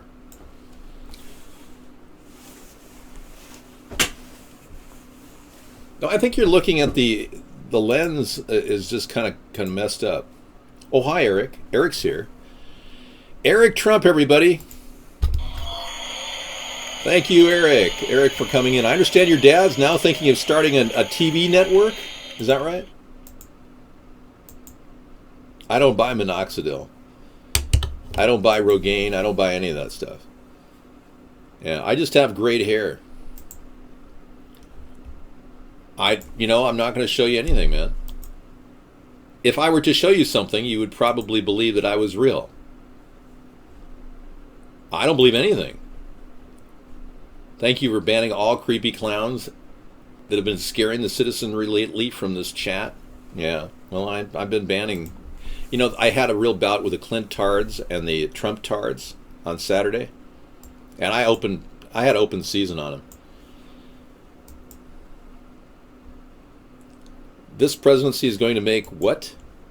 Yeah, well, anyway, creating the Trump branding and all that, and creating his own Trump TV show, it's like he's already admitted defeat. It's amazing. 4 points down and he's admitted defeat, and you've got a week left before people get their ballots, or at least a few days. Bill Clinton has a lot of purported rape accusations out there, no question about it. But how did these two people become the most powerful two people in the country, if not the world, in terms of up front? The real power people are behind the scenes. They're living in mobile homes, in some dingy neighborhood to kind of blend in. The ones that are really the big money people don't want to be known. I've known a lot of really wealthy people, and they don't dress like they're wealthy. They dress like they're bag people. If you didn't know that, then you're not aware that the really ultra-rich don't want you to know who they are. Putin a most powerful man in the world? You didn't realize that Russia was almost destroyed in the 1990s?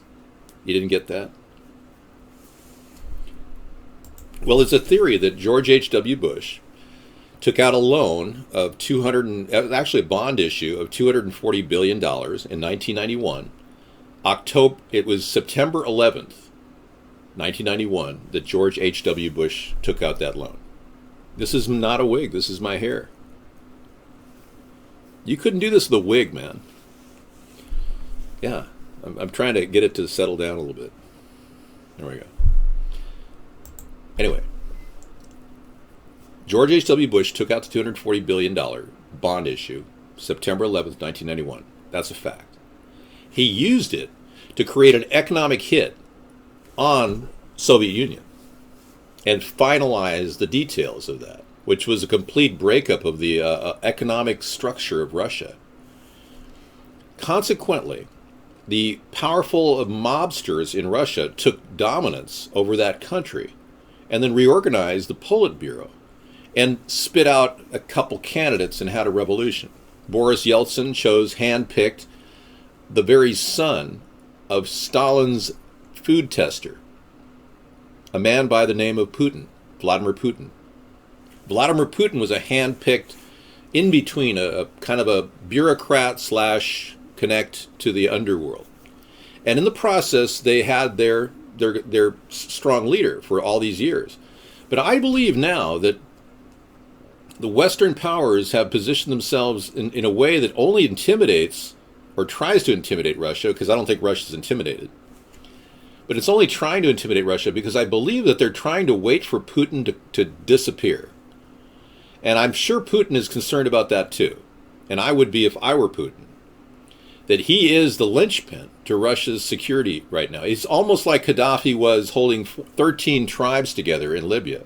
Putin is holding an entire country together with his amazing persona and his ability to lead. In no way do I diminish his success as a leader, but I must make you aware that there's some evil influences from behind the scenes that hold these puppets right here that are obviously owned.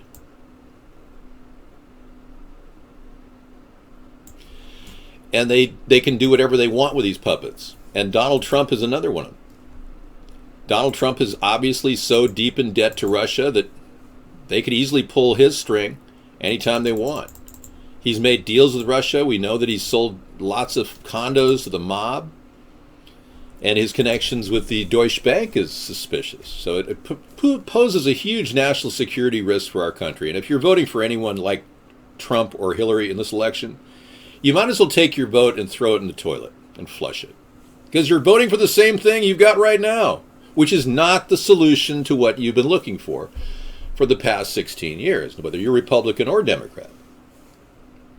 Capiche? That's Italian for, do you understand?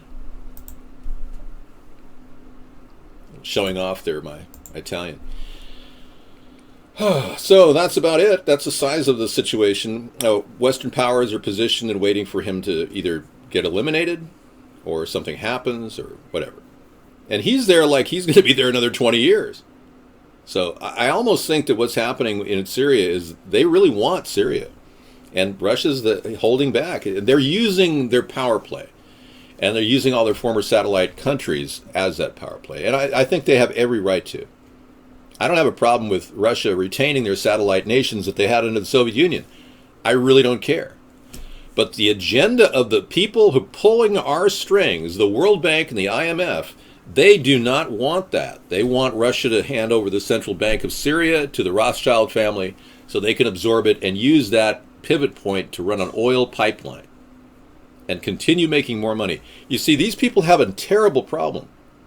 When they first originated back in the 1500s, the Rothschild family, and I believe that Bill may very well be one of them, the Rothschild family had a tremendous need for, they were known by the Jewish royalty in Germany to actually control the lending because they were given that right by the Jewish royalty because they were the stingiest, meanest, and most greedy people out there.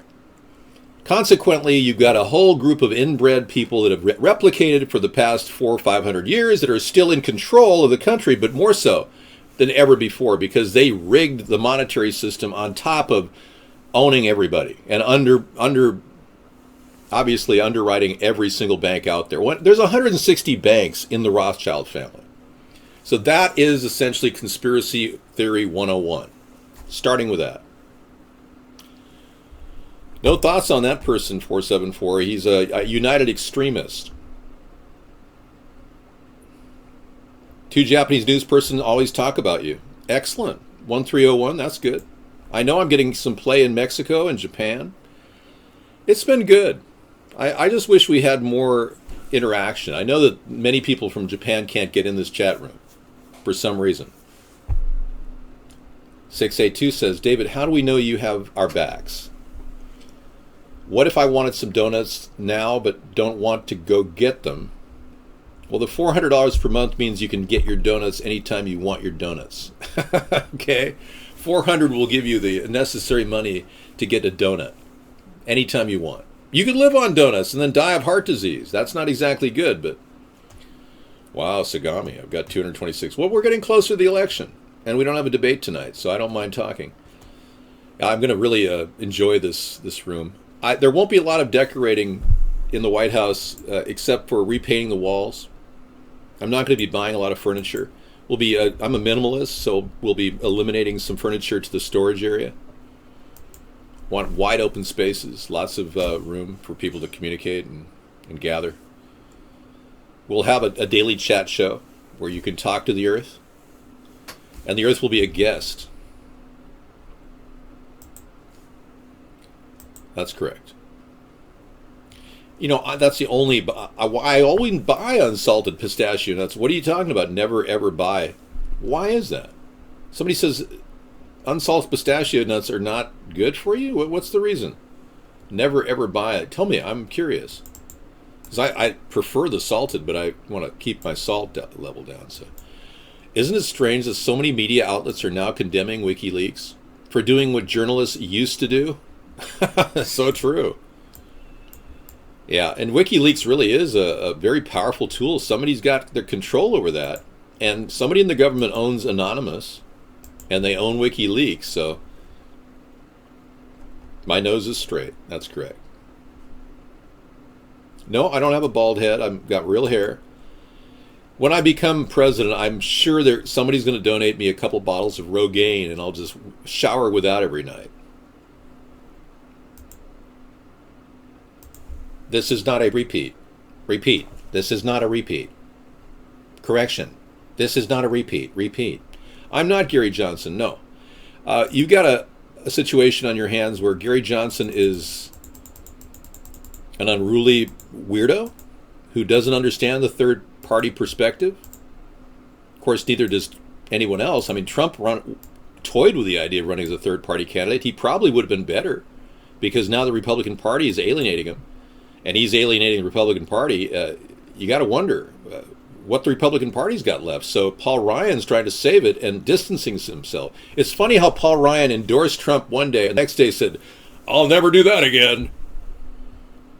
Don't forget, I'm the king of debt. I love debt. And he's the king of debt, Trump is. He loves debt. You love whiskey leaks, Dave? Cool. I'm glad it happened. I really am.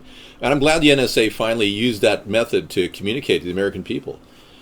Letting Edward Snowden go out, pretending like he stole secrets. That was brilliant, really, by the NSA, putting out a disinformation artist to go around and tell everybody that the NSA is watching them. Prior to that, 2 years before that, Thomas Drake did. And he was an NSA agent who was going to be accused, a whistleblower that was going to be accused and sent to jail. But he finally got vindicated of his...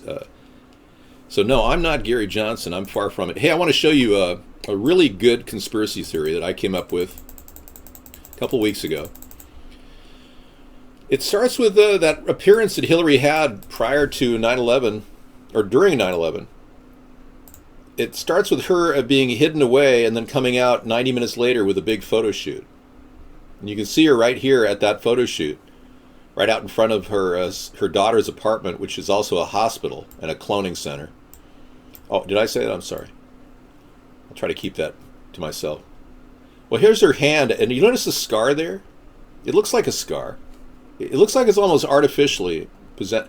Well, we took a picture of her from the Ohio Trail many months before and compared the hands, and disinformation says, Dave, it's all disinformation, just saying. No, something's true out there, man.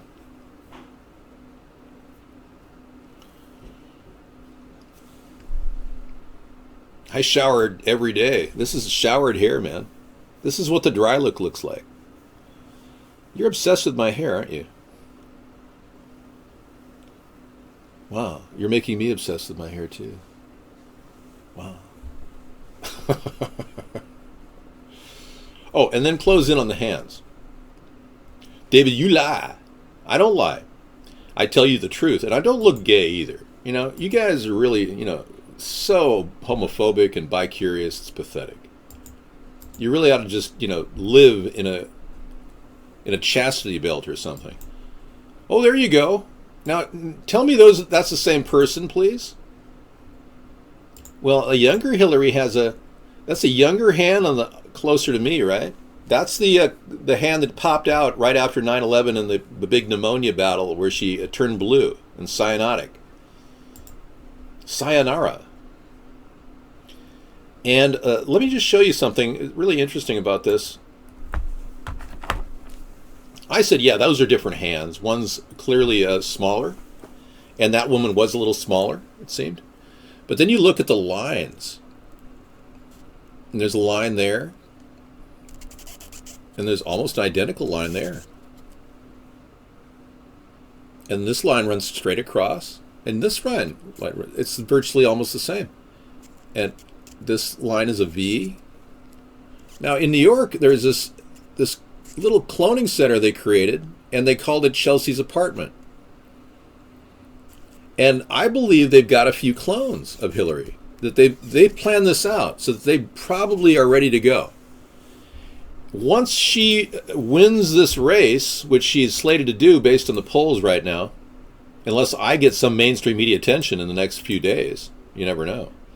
But because she's slated to win, according to the experts, we've got ourselves a situation where they could just pop a new one in there anytime they need one. Or maybe she needs an organ transplant. There she goes. There's an organ transplant. Need a kidney? Well, clone 2. Hillary 2's out there. I don't know if guests bring anything to the table. The thumb has been cut from another picture. It's possible. Possible theory. Toe de re. Hey, thanks for coming in and chatting with me. I appreciate it. I've got a lot of things in the link library I should just show you.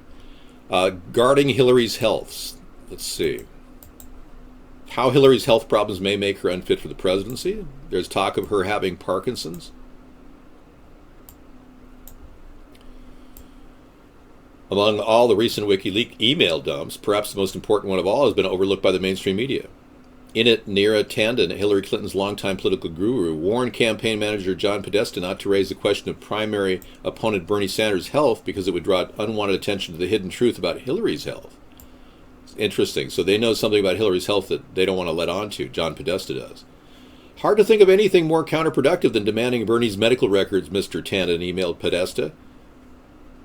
Until the publication of my new book, Guilty as Sin, the truth about Hillary's... Oh, this is some guy's book. Okay. And then we go to the image that we just saw.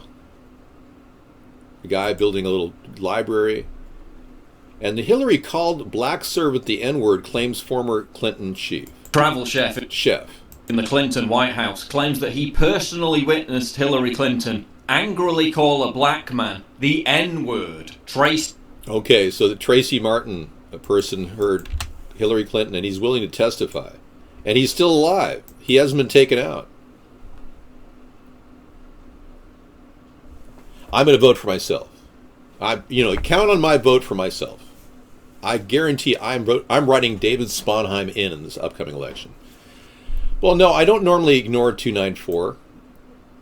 I try to give you as much time as you can possibly get. One is, I am the only hope. I'm going to press 1. Thank you. No, I'm voting for David Sponheim. I completely like what he says. I think he's solid. He's very intelligent. He addresses the issues in a sober, candid way. And Trump is distrusting. You can't trust the guy. He's not trustworthy. Yeah, I saw that. Hillary's house. Grizzly Adams, I'm not, no.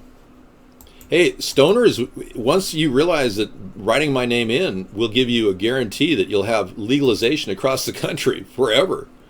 I mean, how can you not do that? Police test marijuana breathalyzers on California drivers. Here come the marijuana breathalyzers. And you thought the police state was going away. Ha! Only if you get a third-party president like me would you get legalization in a good way, recreational legalization. Gary Johnson does not want recreational, he wants medical, meaning you'll have to have a pharmacy prescription. It'll be controlled by Big Pharma. I don't want Big Pharma getting their fingers in the best-selling product that has ever been born into this earth, marijuana. It's a huge cash business for drug cartels, and by legalizing it, we will definitely open the way toward less big gang activity and the money they use to buy guns that kill people. So marijuana is a big component of that. So legalizing will really make sense. I'm going to be changing the laws on a federal level so that right now it's 5 nanograms per milliliter of blood. If you have THC in your blood, would be considered intoxicated. I'm going to make it 15.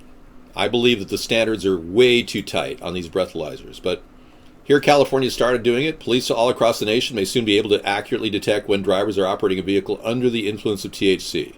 A new breathalyzer device that can read the THC levels is being tested out in California. I heard the calibration on these things is all off. Yeah, they're trying to use... See, we've got a growing police state, and if you really want to be pulled over and your life ruined, like 700,000 people a year in America, even though we have 20-plus states wanting legalization, then by all means, vote Hillary or Donald, you know? Thank you. Humongous. Sitting on the dock of the bay, watching the tide roll away. Hey, discount, what time's the actual show? You know, I've been wondering myself, we're going to be starting probably January 17th or January 20th. 2017 will be the beginning of our show. Here's Gary Johnson. As you can see, I don't really look like him.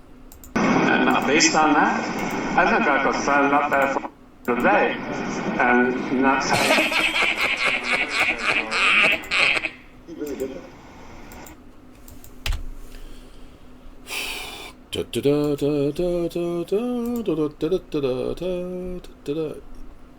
Okay, well, yeah, people do drive more careful, guess 249, when you're smoking weed, of course, when you're doing that.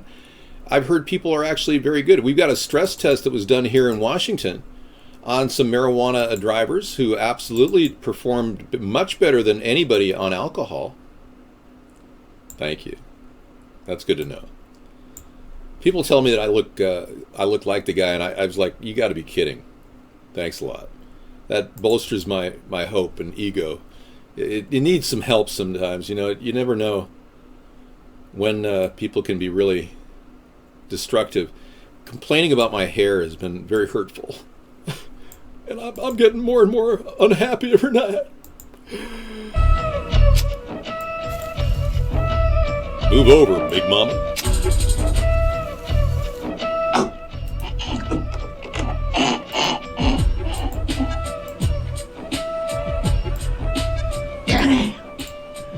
This is some good shit.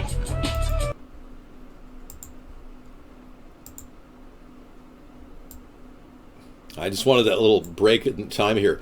You're saying I look like Tim Treadwell. Okay. I don't even know who that is. Checking for Tim Treadwell. Comparison. Facial recognition. One moment, please.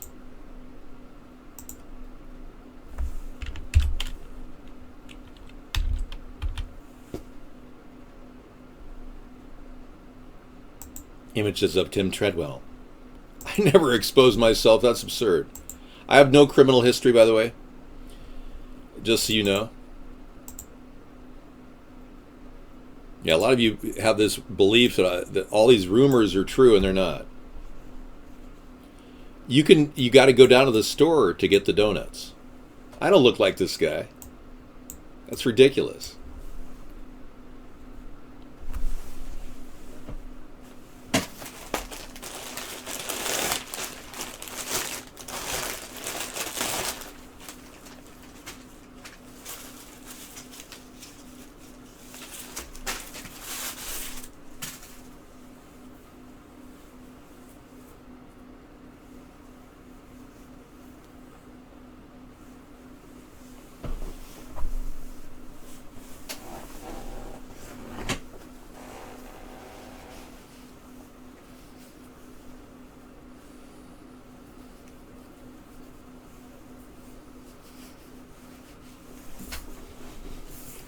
Oh, wrong way. I'm sorry.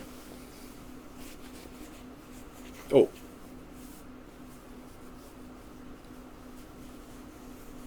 Remember I tried this last night?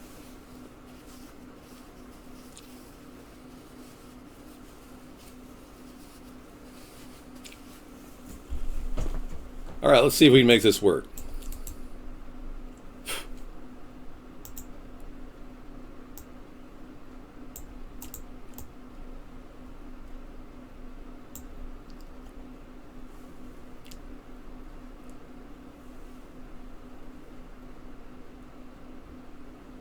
Righteous, dude. So now you'd have to tell me who Tim Treadwell is, man.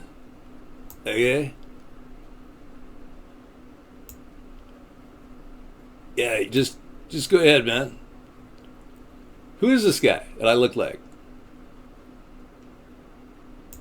Really? Okay. All right.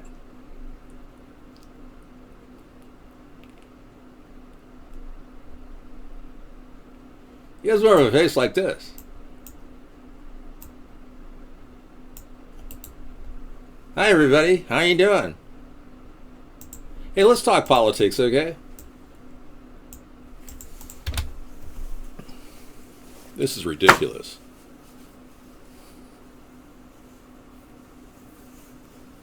There we go. Somebody said wear this during the show. It makes you look younger. Well, I did notice that it does pull my forehead up a little bit. I like it, eh? Yeah, because the forehead kind of gives you away, the little wrinkles up in here. All right, so let's pretend like this is my hair, and I'll continue. Now you can say I'm wearing a wig. There you go. All right, so we have the an ongoing saga of what we're calling Gropegate at this point. And I really don't care whether the women are telling the truth or not at this point. I really don't believe Donald Trump about anything. I consider groping a woman wrong, and I believe Pussygate, Pussygate, Pussygate, where are you? We could sing a song there. That'd be fun. Dude, your wig shows and brows. Okay. So do you think I should take some of these hairs here and paste them on as brows? Even though you don't think I have brows? He reminds me of the McMulkey's Rookbun. Well, I don't like him because he has this two-facedness, this flip-flop nature. I really got pissed when he ran under the idea of a birther in 2011 and got noticed in the news, and then all of a sudden flipped. And now he believes that Barack Obama was born in the United States. And I'm a strong, solid 100% birther. I believe that Obama was born in Kenya, 100%. I believe that recent video of Barack Obama that was taken in 2008 of him with an erection was also put out by the same people that control Trump and Hillary, because they just want it to trivialize the activity of a man who really is a joke, running around with an erection, flirting with reporters when he's married to this transgender named Michael. I mean, there's some real problems with the Obama administration. I mean, if we don't admit that he is obviously a bisexual Muslim married to a tranny, I mean, we won't even get to ground zero until we do that. So when he abandoned the idea, it also occurred to me that he doesn't have a plan to end Obamacare. When he says he's going to repeal Obamacare, Exactly what is that? How are you going to do that, Trump? We can repeal Obamacare by prosecuting Obama. It's that simple. It requires the Congress, whether it's a Democratically or Republican-led Congress in the upcoming election, we don't know. It requires them to reinstate the act and then force me to sign it as president. And I won't. But in order to get it off the books, we got to repeal it. And the only mechanism to repeal it, really, because it's such a landmark case, is have Congress overturn it. And they're not going to do that because they won't unite under Trump. So we'll never get rid of Obamacare unless we prosecute Obama. Case in point. Mechanism failure. Reboot. Hi, I'm David Sponheim. I'm running for president. That's pretty funny. So have you decided if Adolf Hitler and Trump and Disney are the same person? Well, I'm going to make it a little easier for you. Well, what's so really sad and serious is they have the same ears, same eyebrows, same face. But it can't possibly be the same person. You know, saying that chit is funny, what is chit? C-H-I-T. What exactly is that?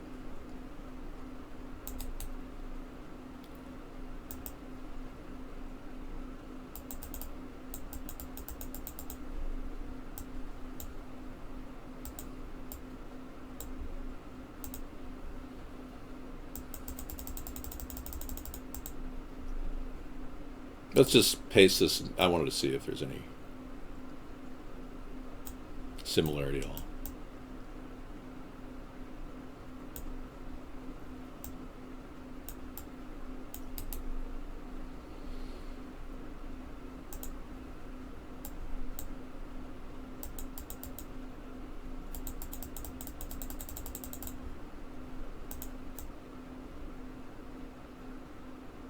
No, I just don't believe it.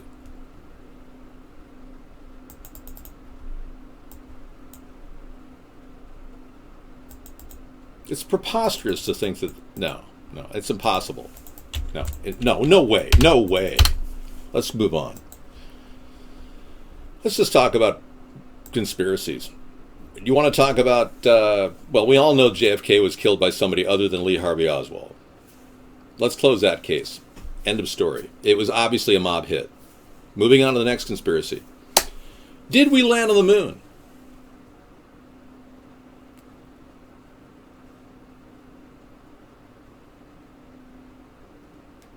JFK killed KFC? I don't think so.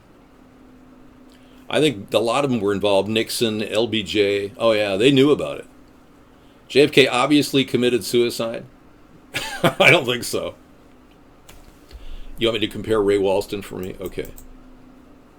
I can close the case. We can open the case.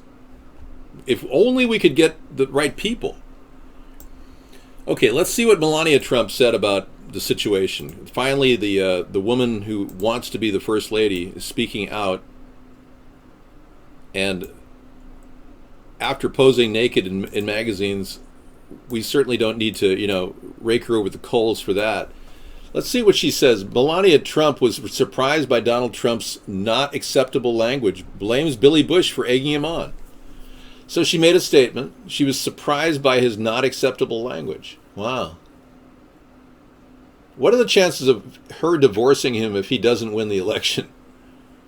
I'd say about, would you say 90%?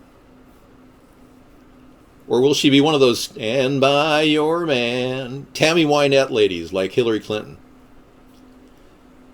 For that matter, what would happen if the truth about Bill Clinton comes out, or maybe it's not true, who knows? The allegations that he raped a 13-year-old on Orgy Island, that story has been permeating the news. If it comes true, and that is revealed, a video of Bill Clinton with a 13-year-old, what's stopping Hillary from just dropping the divorce papers on him saying, hey, I'll run myself. Bill or no Bill. Parkinson's or no Parkinson's. Seriously. She could just claim a divorce paper and it's like, boom. She could marry Uma or somebody in office. David Axelrod can run all he wants. He's not a likable person. He doesn't look nice. He's not pretty. He has to get past the ugly factor.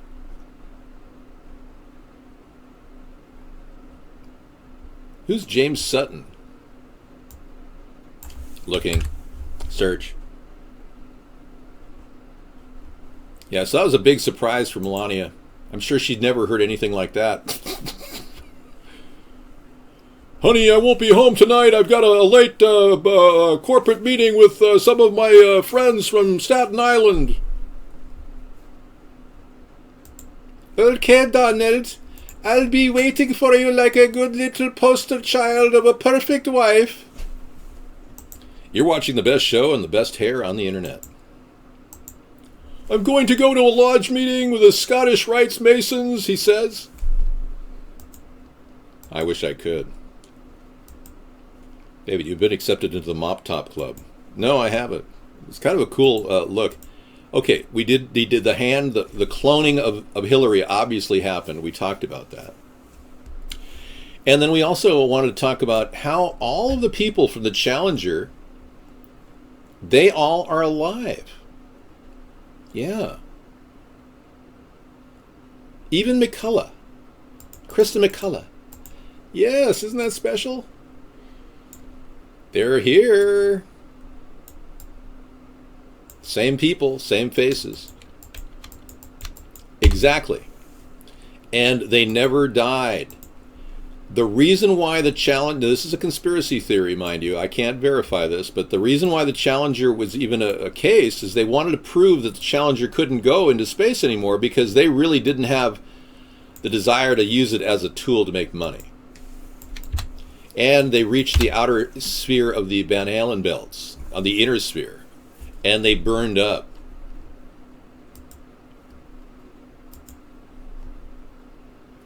I know the world will be lost without me. I'm a clear visionary, but I'm not trying to hold myself back. I give you guys a show every night. I fully exploit myself. Sponheim? No, I never go to wild orgies, dude. Let's be clear. Alex Jones paying $1,000 to get a pic of Bill on TV, $500 to Bullhorn. Bill, oh, really? Sagami? Okay, I didn't know Alex was doing that. Okay, everybody. You're talking about we need pictures of Bill, and we want to find him on the orgy island with the 13-year-old. Now, if you have any of those videos, we'll play them on Prison Planet. NASA admitted the moon landing was staged. Good. When was... Oh, yeah, I remember them admitting it, but they never wanted to go public with it. Presidents-candidates.org, what about it? What do you mean? It's conspiracy, Dave? Yeah, well, there's a conspiracy to keep me out of the race, yeah. There's a conspiracy to keep my my hit counter locked. Do you notice our YouTube hits don't accrue when you go there? Yeah. Yes, I am wearing a wig. I was doing an impersonation of a guy named Tim Treadwell. Apparently this guy is a big outdoors super guy on TV, and people say I look like him, so yeah, I thought that would be kind of fun. All right, so coming up Halloween, we will be doing an incredible show. You launched myself, Dave? I don't need... Okay. Over 100 times you watched the blackface video? Thank you. Thank you for understanding my humor. I'm glad somebody is enjoying it, because I did it for you. I didn't do it for me. I didn't do it for me. I did it for you. So, if this disturbs you and you don't want to look at the bacon, we have to deal with the crisis at hand. The potential third world war over essentially two people that have lived in the Middle East who hate each other, the Palestinians and the Jews. And I want to talk about it because it's got to be dealt with. I believe that I can actually pave the way toward peace in the Middle East by setting up an international peace zone, not even through the UN, just work with the primary countries involved, the Middle East countries, and just sidestep the UN on this and just work out a peace negotiated treaty between Egypt and Israel. Oh, that was done already. Menachem Begin and Anwar Sadat, the 1980 peace accord. I should just change my name to Jimmy Carter.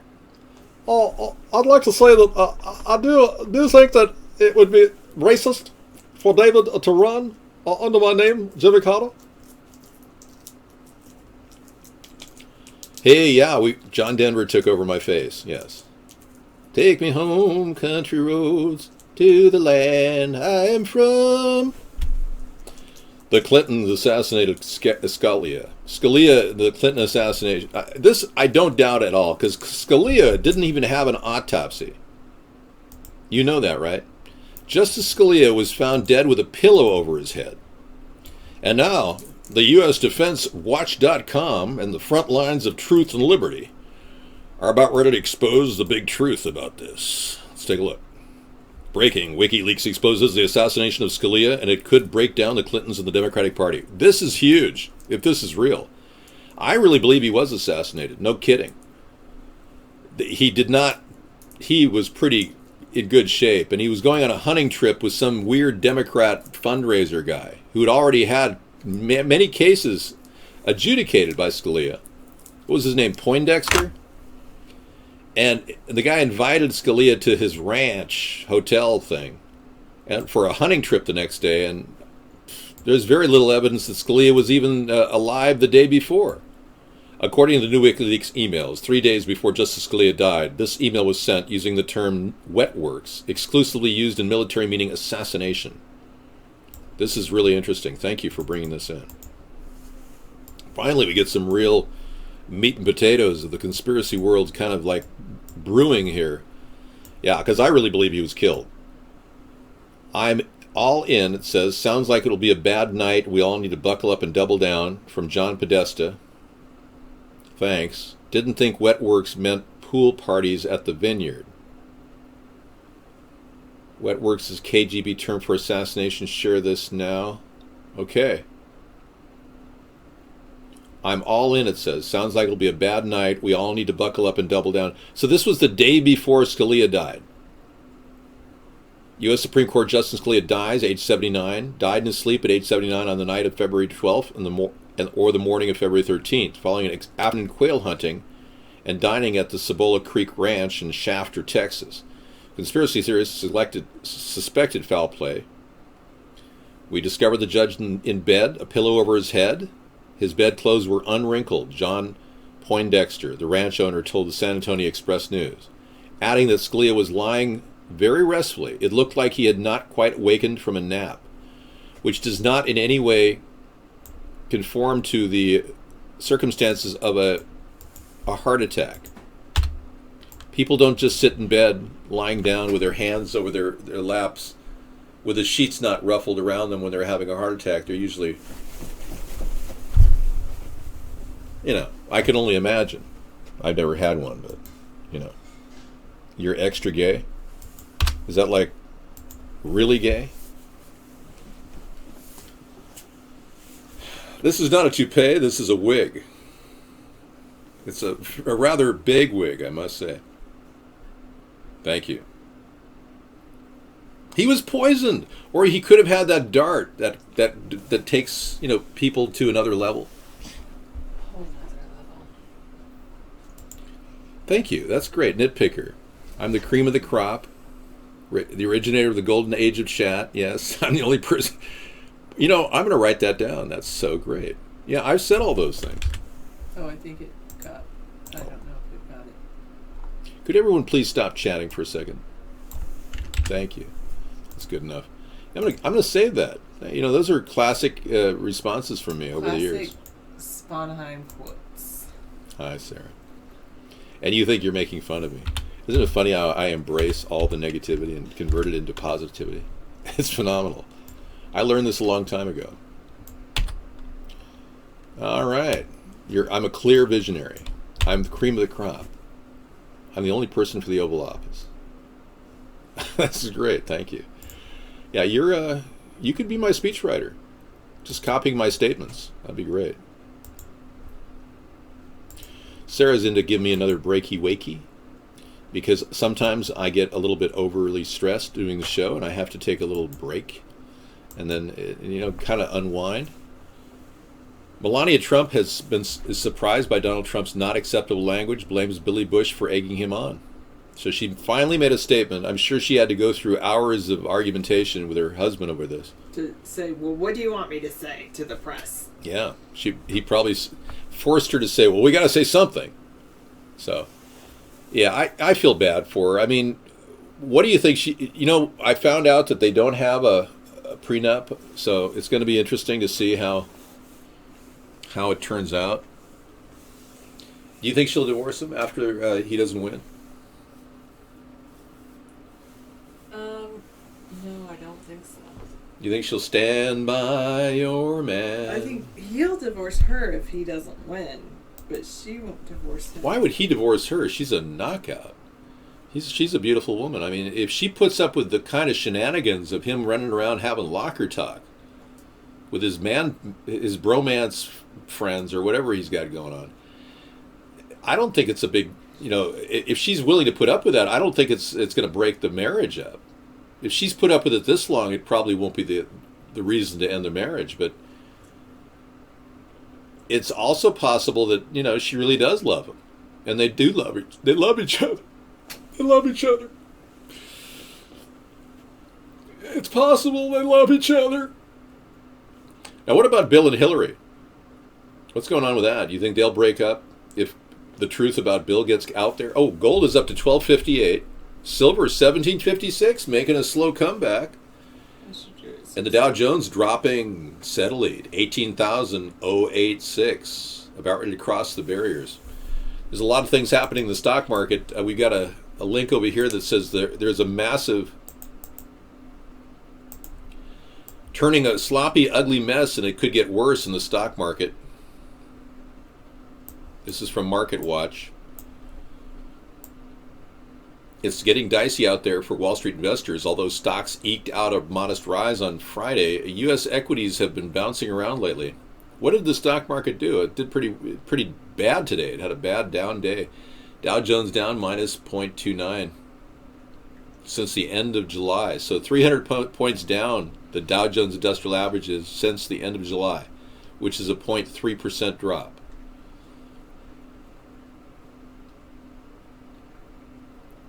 October trade, always been a problem.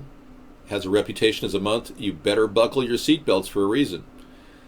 Nearly all the volatility records seem to take place during this month. So I think HSBC said that they're anticipating a major drop in the stock market any day now. No, I'm not gay. So you say so you think I should take this wig off? Okay, I'll be glad to take it off if you want. Yeah. Everybody's going to get Sarah time now. I know we're sitting at a record high Dow, but there's fewer traders on the Dow. Fewer people trading, more governments, institutions like states moving big, huge municipal bonds and stocks. States are huge investors in the stock market. No, nitpicker, you came and went. We got what we needed from you. You can leave now. There's no mediocrity here. There's suppression and censorship. Yeah, well, a major drop below 18,000 would be a major. It'd be kick off a major drop. You're right. Good point. More than a feeling. Pepsi is going to cut their calories in their drinks and their sugar, as long as they don't add. Like, instead of just cutting their sugar, instead add the, high fructose corn syrup or something like that. Alright, so it's, the New York-based company will announce on Monday that by 2025, at least 2/3 of its drinks will have 100 calories or fewer from added sugar. The move, which it plans to achieve by introducing more zero and low-calorie drinks. Excellent. And reformulating existing drinks. Assuming they don't put aspartame or sucralose in these drinks. These things are so bad. They were rat poison when they were first developed. So at first they were going to reduce reduce sugar by 25% in certain drinks in certain markets. But now they're going to have 2/3 of its drinks will have 100 calories or fewer. They're just going to buy up water things and add, like, they're just going to be like, they're still going to sell Pepsi and full sugared Pepsi, Yeah, I'm it's sure. just a gimmick, you know. They're just going to buy other ones that have lower sugar. They say the classic Coke was just a gimmick to get people to buy regular Coke. That when they came out with classic Coke, it was just a gimmick to get people to buy it. They shift gears all the time with gimmicks, those companies do. What bothers me is they don't filter any of the water in any of these sodas. That alone kind of blows my mind. You look very punchable with that wig. That's pretty fun. Yeah, cane sugar is sugar, but it's way more natural than the high fructose corn syrup. David's got me on the kick. Well, David started the kick. David's on the kick to buy non-GMO. No corn syrup. And no high fructose corn syrup. I still have to say I eat some GMO and some high fructose corn syrup. But I purposely didn't buy a bag of Fritos today. Good. Cheetos. Thank you. Because I was thinking of you and your non-GMO. Yeah, and you know, I found out about GMOs having this epicite in it. And epicite, in case you haven't, we got a lot of viewers tonight. I want to play this video for you. Can you play it later when you come back from your break? Yep, I will. I'll just queue it up. I'll put it in the queue. So let me do that real quick. So I'll play it when I come back from my break. Well, we're all around the internet, maybe, Hula Mula. Sarah, actually, volunteer at a school. For one example of many. Okay, she does a really good job of talking about epicite. I'll return as soon as and we'll talk about the dangers of GMOs. Just minimize there. Absolutely, I'll cut it off. You know what I have I just want to have it ready to go in the queue. Okay, thank you. Thanks. And we covered the bacon discussion. And by the way, you've got a lot of bacon in the refrigerator that you could easily make. Some more bacon. Yeah, she likes protein, and you know, if you make bacon, I'll keep it on the screen instead of me, so that you'll get hungry enough to make it tonight. Because you could just zap that in the microwave; it'd be fantastic. And they say it's full of niacin too, bacon. You want to make some for me? Okay, I'll make. He wants me to make it. No, I'll make it right now. I'll go make it. I can go make it. I got it. I just made potatoes. Good. With cheese melted on them. Did you have those? Yes, I did. Well, you like a little bacon with that? Sure. Okay. All right. That's good. Bacon goes well with pretty much everything. I know. Well, David said, well, maybe you'll make bacon later. And I said, well, why don't you make the bacon? I'll bring it home if you cook it up. You only like chicken? You don't eat bacon? That's good. Well, I'll tell you where you can find a woman like me. You want to know? The library. That's true. On a hot day, on a summer day, if you're looking for a woman like me, go look in the library and say, oh, what are you reading? That's how you start the conversation. Oh, what are you reading? How is it? Do you recommend it?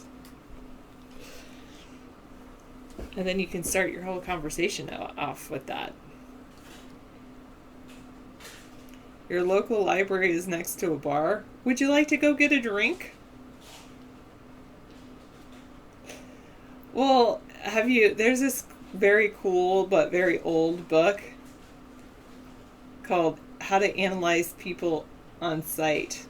Start talking to her about interesting things, and it'll work. And then kiss her, and that'll work. Library girls always love romances. Would you like to go for a walk on the beach? Take a summer picnic tomorrow? And you take her for a little picnic, and then there you have it, 249. I don't think so, 272. If you ask her outside the library, then you might get base. But if you're inside the library, you just say, excuse me, you're very beautiful. I was just wondering what you're reading. And then a library girl will be like, you think I'm beautiful? Wow. I said library, girls that are in library. It's like those. Good advice. All right.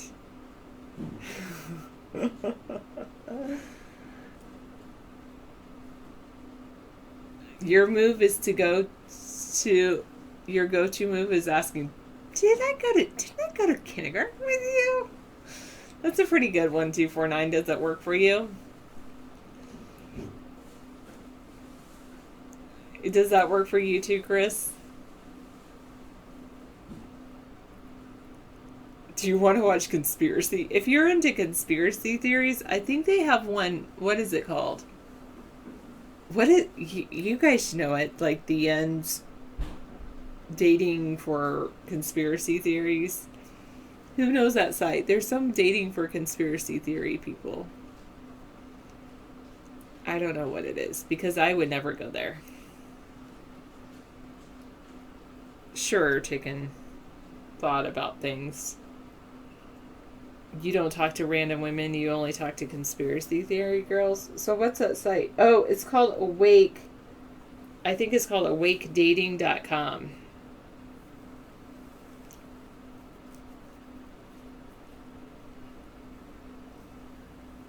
Do I go to the local library? I used to go to the local library when I was single.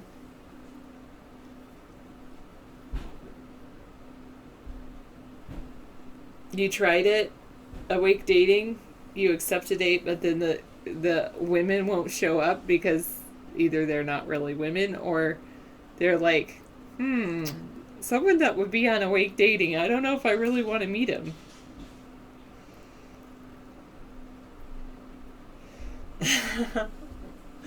Alex Jones dating, Awake Dating, all those weird sites that I would never go to. Oh, excuse me. It's awake.dating. Is it really?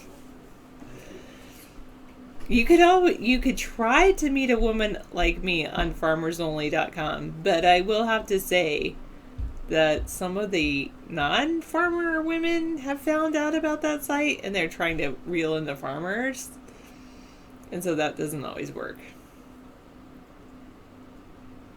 Vegas has a strip club called the library. Oh, sorry. That's funny, 294, for those people that like librarians.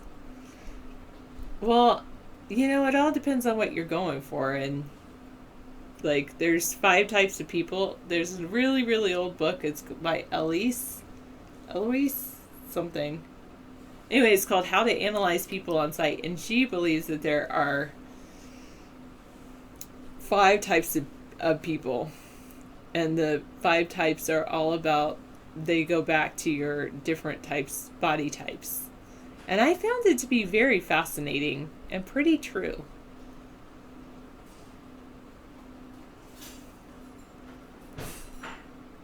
Well, your links don't actually work, though, for me, 682. I can't see them. Oh, farmers only, but you're not a farmer? Well, non-farmers go on that site, too. But I don't know if I would I go on Farmers Only? Now that I know about it, not really. You don't really want an Aussie. I'm not an Aussiest. Okay, so it's called How to Analyze People on Site. Let me look it up. And you want to hear about the 5 types? It's one of my favorite things to talk about.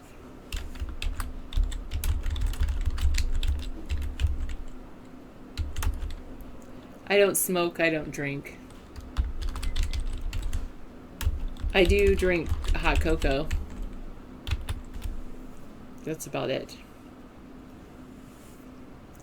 There's one by Elsie Lincoln, is what it is.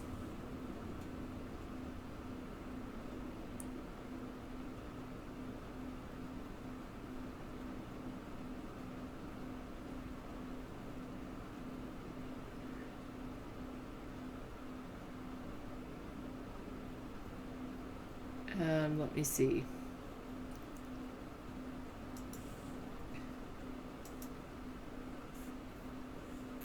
I do eat bacon. There's an Awake dating jingle. That's so funny, disinformation. Learn how to social engineer and you can talk to women easily. Interesting.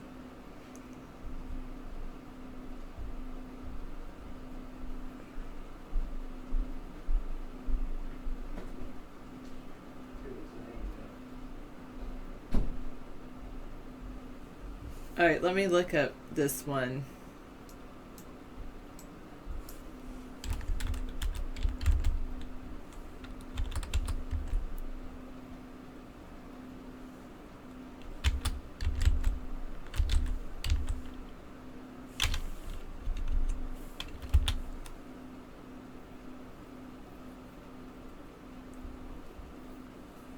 You knew a woman that could be my twin in New Zealand? So that's pretty cool. David said he met someone or he saw someone the other day, and I guess I wasn't paying attention. He said that she looks a lot like me. Thanks, 379. Well, David did make a... here, this is a pretty cool thing. How to analyze people on site.weebly.com. There you go.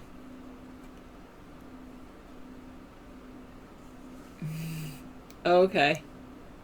That sounds good, 420. You can take my picture and share it with her. Screen cap. Let me get rid of all these writing.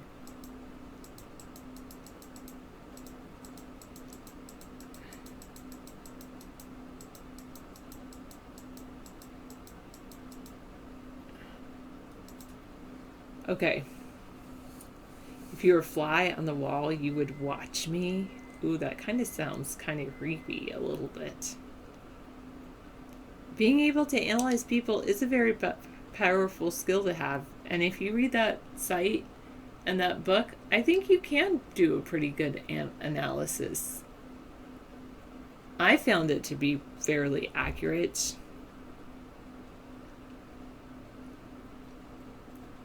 All right.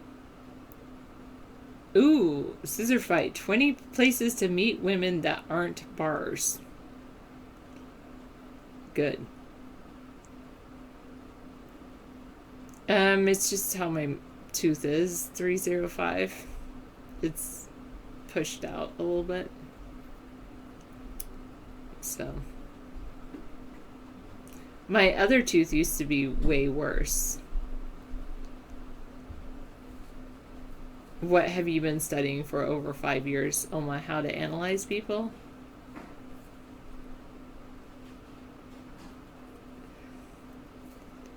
Just ignore it, 249. That's how I am. I just ignore those comments. It would be better if I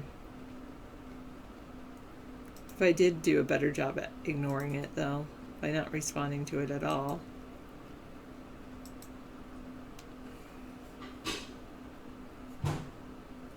Though I have not watched Lie to Me.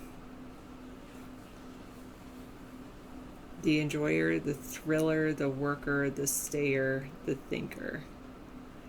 Or the Alimentive, The Thoracic, The Muscular, The Osseous, The Cerebral. But that's pretty much right. That'd be right. Those are both the same.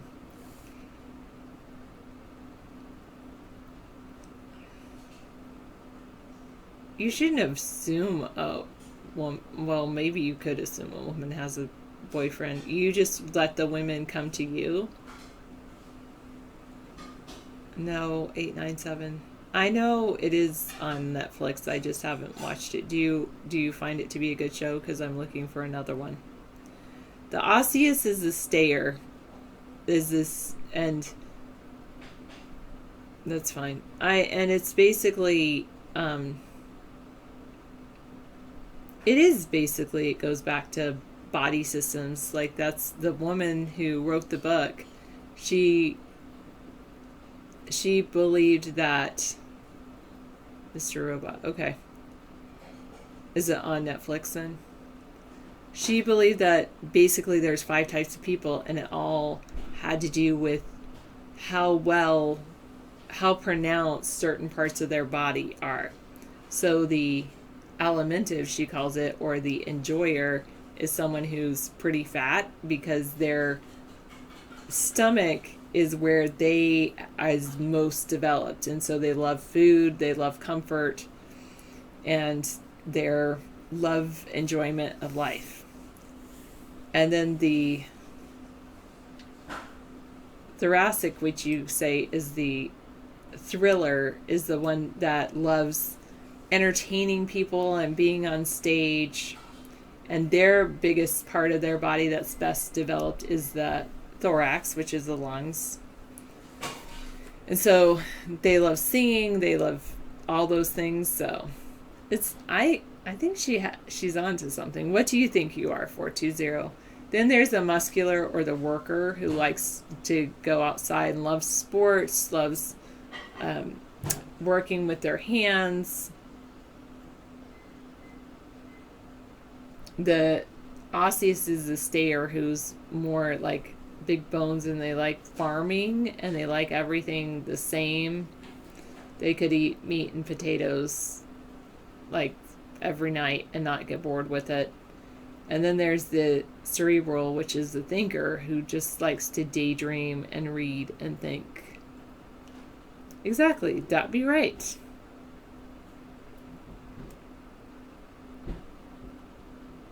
Google is adding a fact check tag. Oh, yes.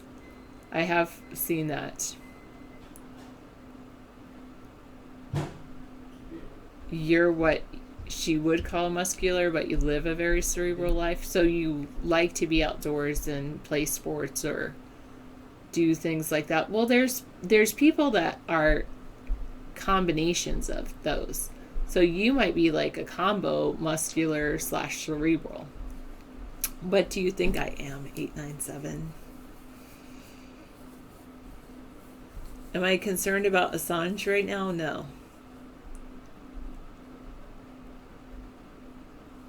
You're so bored.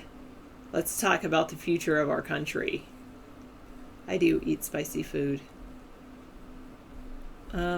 Because David doesn't think that microwaves are as bad as chemtrails and GMOs. I don't know, 664. You'd have to ask that person. Oh, rumor is they're trying to take out Assange this week. Well, isn't he staying in some kind of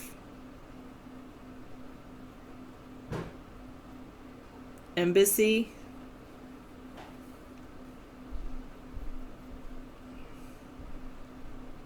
There you go. Thanks, 5-5.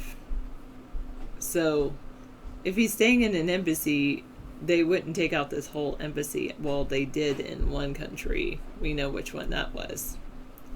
Well, you guys have to convince David of that, about the microwave.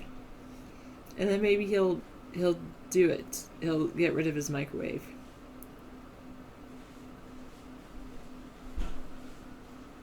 The Ecuadorians cut his internet access due to pressure from the U.S. Oh, they've cut his internet connection. Interesting. It's a possibility, 664. To get to that level of power, I think that's a strong possibility.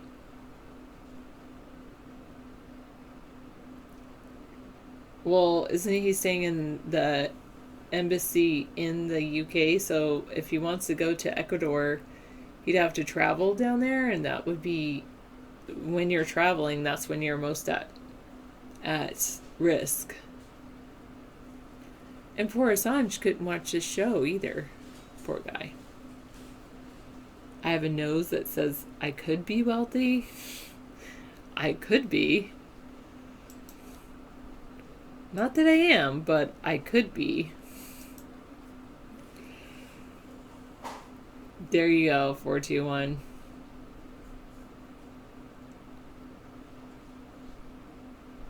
You're probably right, 891. I'm guilty of that.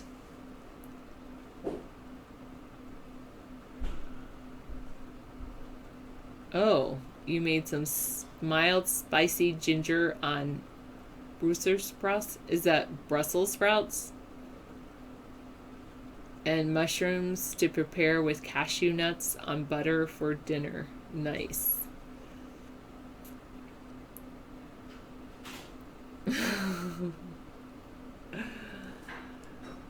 Oh, no bumps on my nose means I'm faithful.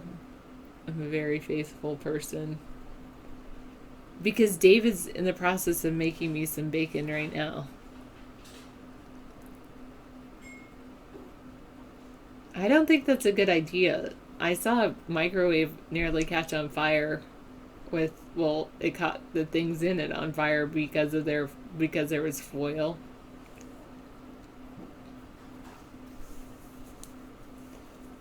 The bacon is not that old. It's been in the freezer. Yes, microwave bacon. David is a much better cook than I am. I do not cook very often. I bake. I'm gonna bake, but I bake, I don't cook.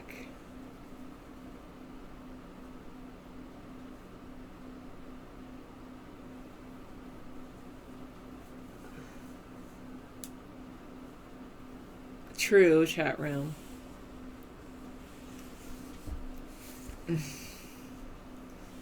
No, 918. That way it gets crispy quickly, and then you can get rid of there's these cool bacon trays that you put in the microwave, so all the grease, it comes off of it, and it's not sitting in its own grease when it's cooking. That's kind of like, I like this bacon thing, except I don't like all that grease that it's sitting in. It's kind of funny that I like bacon, but I don't like grease. It's not Y2K bacon.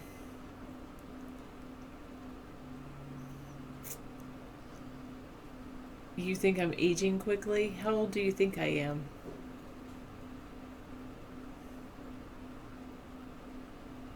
I don't have one.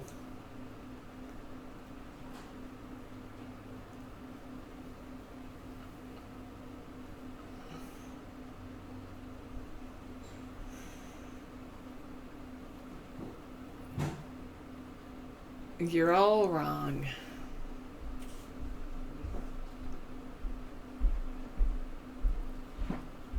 Okay, I think I made it to your specifications. I use this microwave cooker, and They're like, why does David use a microwave? it's a lot. I drained all the oil out. Oil goes down in there. Yeah, and then we drain it all out, and then that's her feast that she's going to have, and then this goes down, inverts this way. So cool. She's going to eat some bacon while I talk. So we're going to be cutting the pork from our government budget. Unlike the two parties, we do have a plan to get a zero deficit.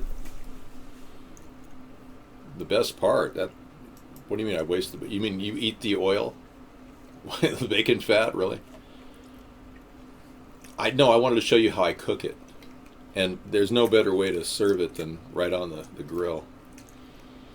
They make these draining dishes, you get them at Walmart for about $5. And believe me, they will save you a lot of paper towels. Japanese love the bacon, yeah.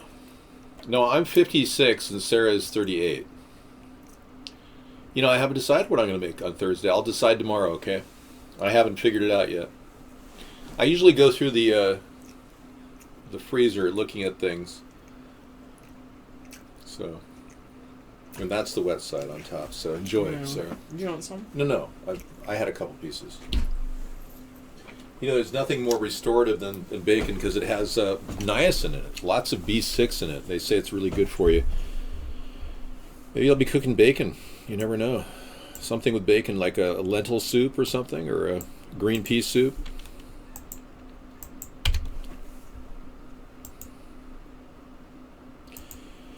I didn't buy a crappy microwave. I buy a really top-of-the-line General Electric microwave. I'm not 19 years old. No, I'm 56, dude.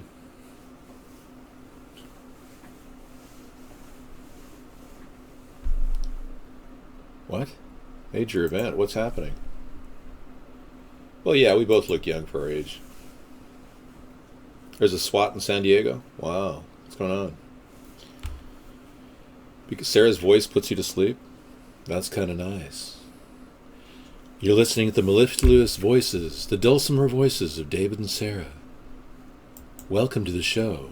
Welcome, insomniacs. I look 40. That's amazing. Thank you for saying that. I want to make it to the 2030 election. Actually, 2020, 2024, 2028, 2032 election. Yeah, and then I'm going to decide whether I want to go on, because I'll be 72 at that point. I may make it, another 4 or 5 more elections beyond that. It depends on how I feel. How come U2 is not married? We don't believe in marriage as a government operation. No, that's not true. Dave, my age varies depending on which rug I'm at the moment. Oh, okay. So you look different depending on which rug you're wearing? Okay. You're looking at the next President of the United States. Good evening, everybody. Welcome to the show. We've been doing this show for about 8 years, and as you know, it's been an ongoing experience interacting with all of you and listening to your input, your chat, finding out where you feel the country's going, and I think most of you are disgusted by what's going on. I am extremely disgusted by the behavior of the president, his behavior of showing his penis in the galley kitchen with a reporter next to him. I heard about that. I saw it. It was like, I didn't see his penis, but you know what I'm saying. The bottom line is that's not the behavior of a president. He doesn't carry himself like a president. He doesn't carry himself as a person who would restrain themselves. And when you look at the presidential candidate in me, you're seeing a person who's living almost an ascetic life. An ascetic life, not aesthetic. Ascetic.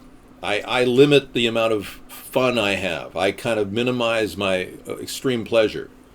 I really would rather not get sex involved in the White House because we have so many problems ahead that we can't afford to push that into the forefront again.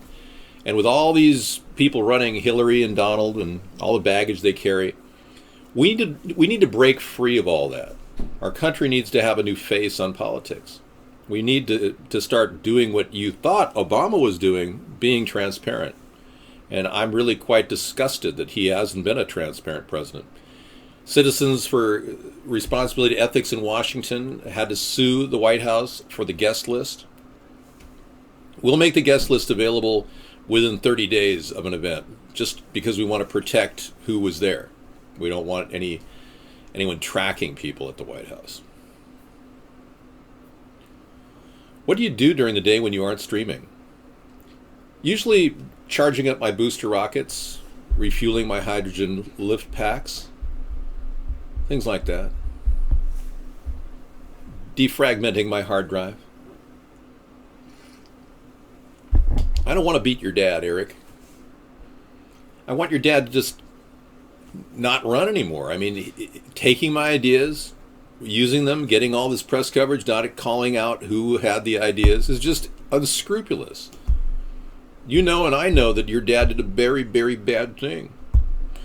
But you know, you have your family, you love each other. We get that. I don't want to jeopardize your family unity, and I certainly think all of your family members are interesting and worthy of talking about. But beyond that, let's just not use BleachBit. You're using BleachBit?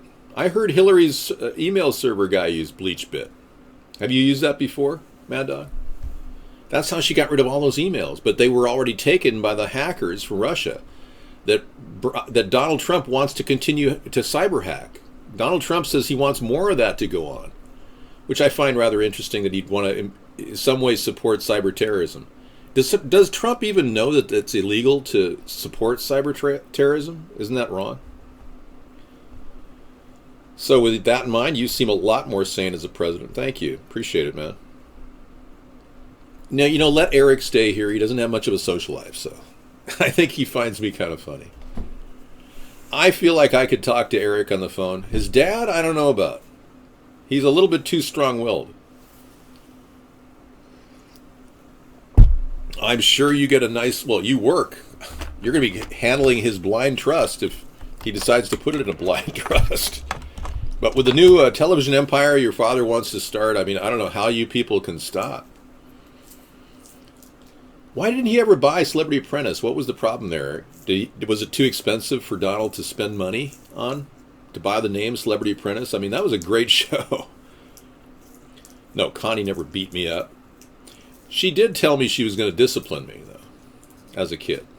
And that was always a warning.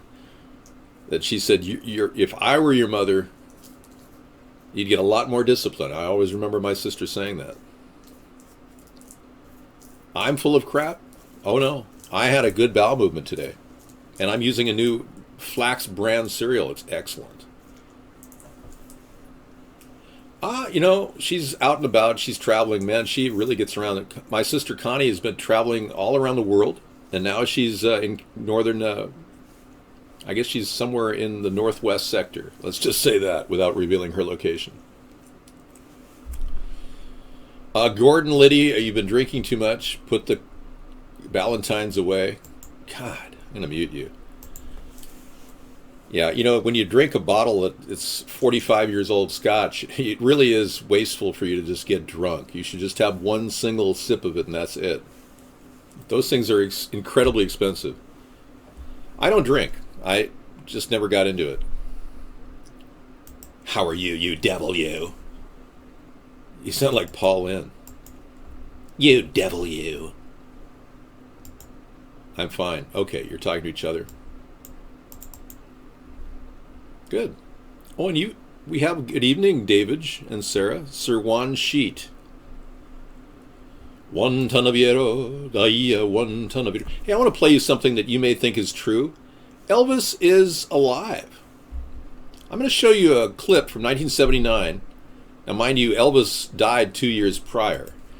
Of Elvis, what appears to be a person going on Elvis show named Johnny Hara. Problem was, it wasn't Johnny Hara. And I'll show you a picture of Johnny Hara in the side note while he sings this amazing song. And you tell me this isn't Elvis Presley.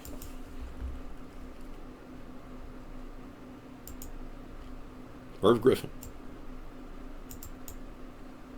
It is believed that in 1979, Elvis Presley appeared on the Merv Griffin show as Johnny Hara. We say yes, he did. You decide. Cueing Johnny Hara.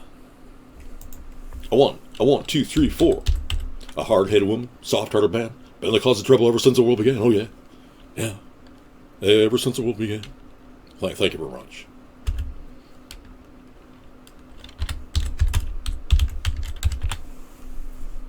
The truth is, like the sun, you can shut it out for a time, but it ain't going away. Elvis Presley.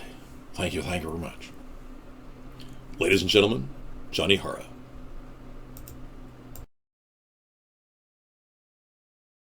Johnny Hara. Johnny.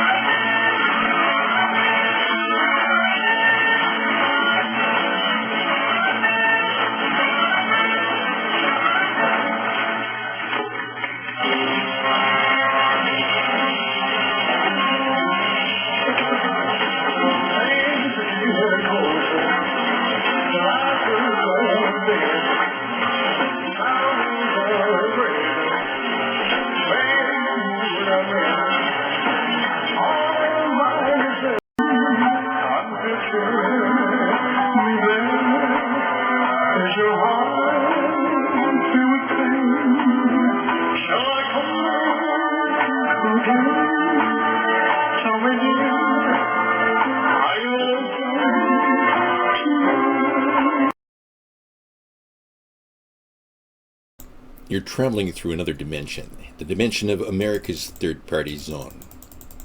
I'm going to take you on a little trip here. I mean, just compare their faces. I don't know. The nose is not the same. I'm just, I got a lot of things going on in here that just don't rhyme. Lots of contouring. It looks like he's had a tremendous amount of pace makeup. Now remember, Elvis was dead 2 years when this came out. And we're looking at the real Johnny Hara, who had a very large nose here, like a big bulbous nose, whereas Elvis is more sculpted. Hey, you're leaving.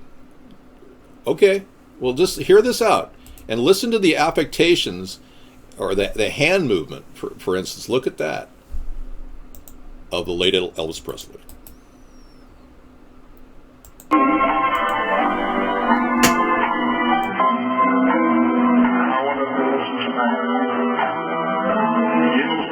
stage. We will stay quiet.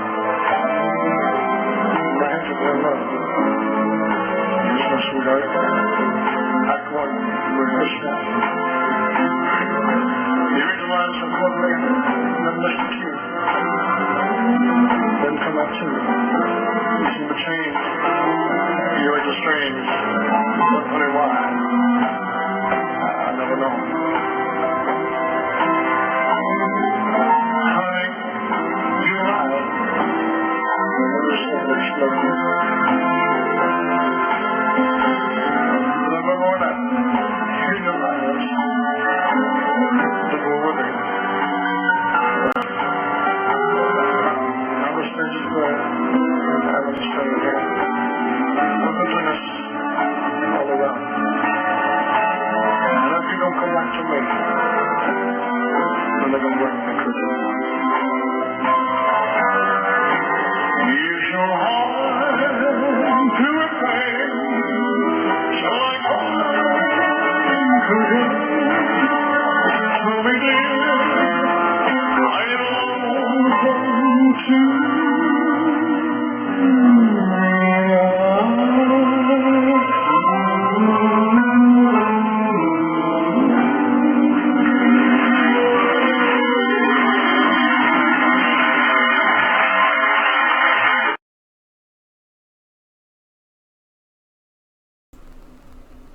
Elvis Presley lives. Yes, some people saw him in a Burger King, and they weren't kidding. Hey, we're looking at a situation where the guy may very well be still alive. They say there's another clip that's pretty amazing of his daughter talking about him in the present tense. Let's see if we can pull this up.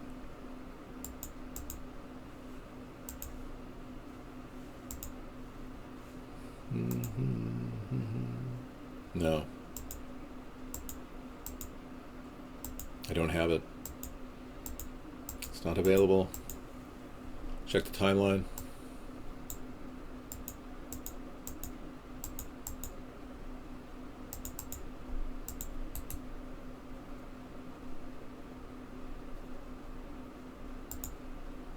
No, I don't. I really don't know if these people are alive. I'm just talking about conspiracy theories tonight, so it's just something to talk about while we kill time until the end of the world. Well, why would he fake his death? Well, for one, he may have had problems with the mob. We know that he was being pursued for a lot of different events. A lot of people don't want to be pursued by the mob. Like the Douglas family right now is going through hell. April 15th, 2016. The Douglas family, the youngest, the grandson of Kirk, and the son of Michael, actually is in prison, and I think it's in New York or something, Rikers, and he's got connected to some serious gang activity, and now the family is being extorted, according to the tabloids. Now, I can't necessarily, verify that, but Dave's trick is to look at you guys to stay out of the sun. Wow, really? How do you know I am real? How do you know I'm not an android or a hologram? What makes you think I am actually flesh and bone? I'm just messing with you, man. April 15th was the time I did it. I'm using a forensic method of finding something. No. Interesting. I can't find it. Oh well. It must have eluded me. It was Presley. Yes.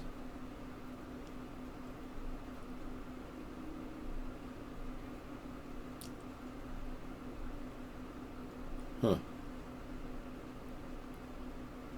I must be having a misfire of my CPU. It's part of my alter ego. Dave Headroom. This is Max Headroom. And what you're about to witness is one of the most sinister-sounding intros to a trailer to one of the greatest epics ever produced in the history of television. And there's more, because you are going to see it as well. Yes, it. Yes, it. Yes, namely, my Max Headroom story. And afterwards, that is. And afterwards, that is.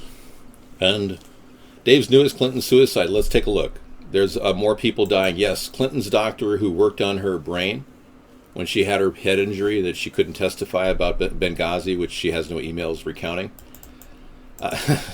Yeah, he just died.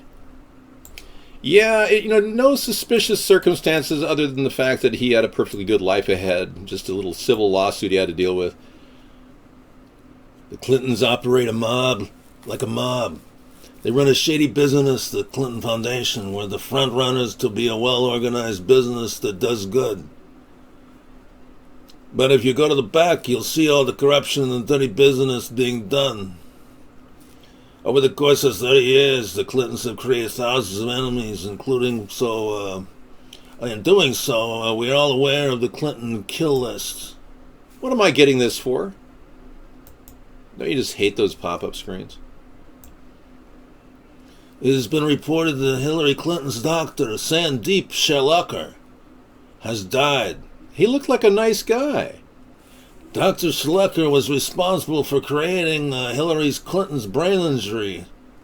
Oh, for treating it. Oh, I'm sorry. I forgot my spectacles here. Let me put those on. So he treated her brain injury in 2012. Wow. It was ruled that Dr. Schlecker committed suicide because he was in legal trouble. That's the story the media wants you to believe, but that's a complete lie. There's a clear pattern of foul play leading up to his death, and it should be exposed to the people. As stated, Dr. Schlecker treated Hillary Clinton in 2012 when she collapsed, smashed her head on the side of a table, and suffered a concussion. While treating her, it was also determined that Hillary had a brain clot on her brain as well.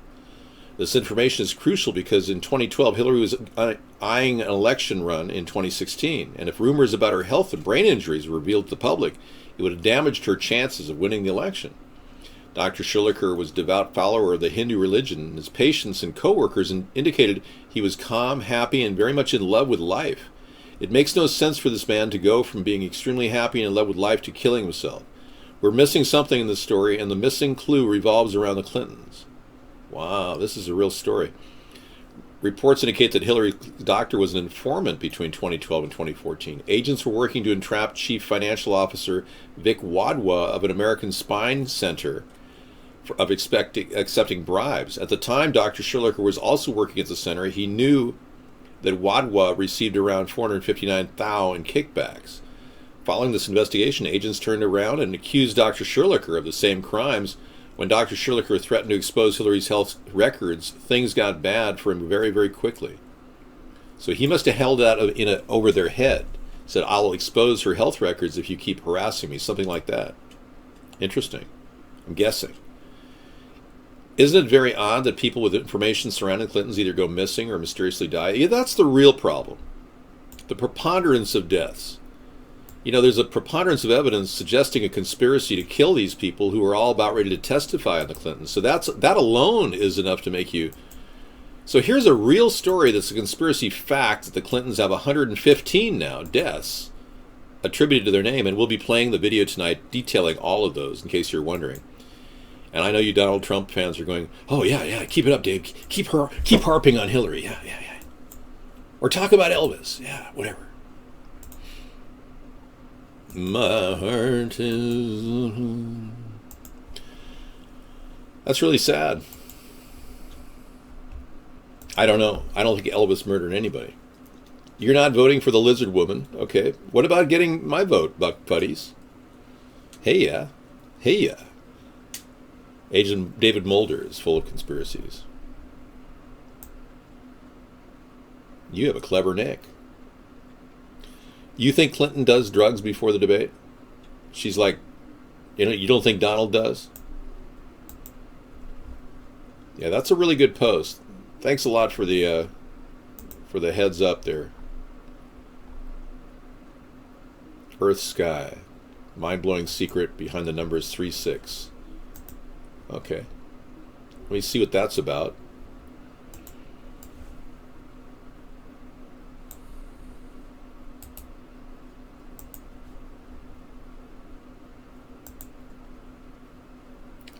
So we'll have to say goodbye to Sandeep Shirlaker, who killed himself, allegedly.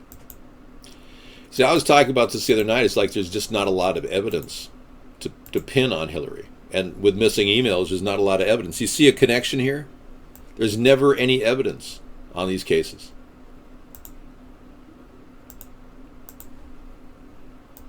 Because they get rid of the evidence. They're very, very antiseptic about it. So when we do open up an investigation of Clinton Foundation and really go after what really could be the biggest racketeering charges ever against a former president, we'll be looking into all different aspects. And you think that he snorted a line? Really? Is that what it sounds like when a person's snorting a line and then they go on and do a debate? I mean, I just couldn't handle all the snorting. It made me sick. I'm the clear choice. Period.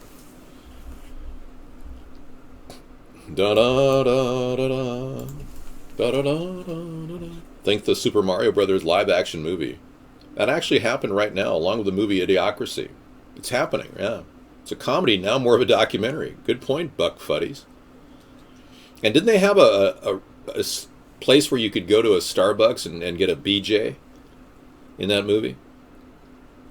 If you haven't seen Idiocracy, it's going to be a cult movie forever and ever. Check it out. It prophesizes how our world is becoming, how it's turned into this bizarre, twisted, brain-dead society of people that are just doing sex for no other reason to have sex, with whoever. In the movie, people gather at the Starbucks to get a BJ. And now I understand there's a coffee shop in Amsterdam that does that, where you can get a BJ while you're having coffee. I'm not kidding. 1958, prediction coming true. American destruction from inside. Oh, yeah. The uncanny 1958 prediction among true Americans' destruction from inside. This is the whole takeover by the Soviet regime, the KGB. Yeah, a long, long time ago. A long, long time ago, Khrushchev met with Kennedy, and the world began to see a different picture. Russia was a predatory nation, and now we understand that Donald Trump has real strong Russian ties, which makes him a great risk for national security. Well, here is Khrushchev in that famous speech.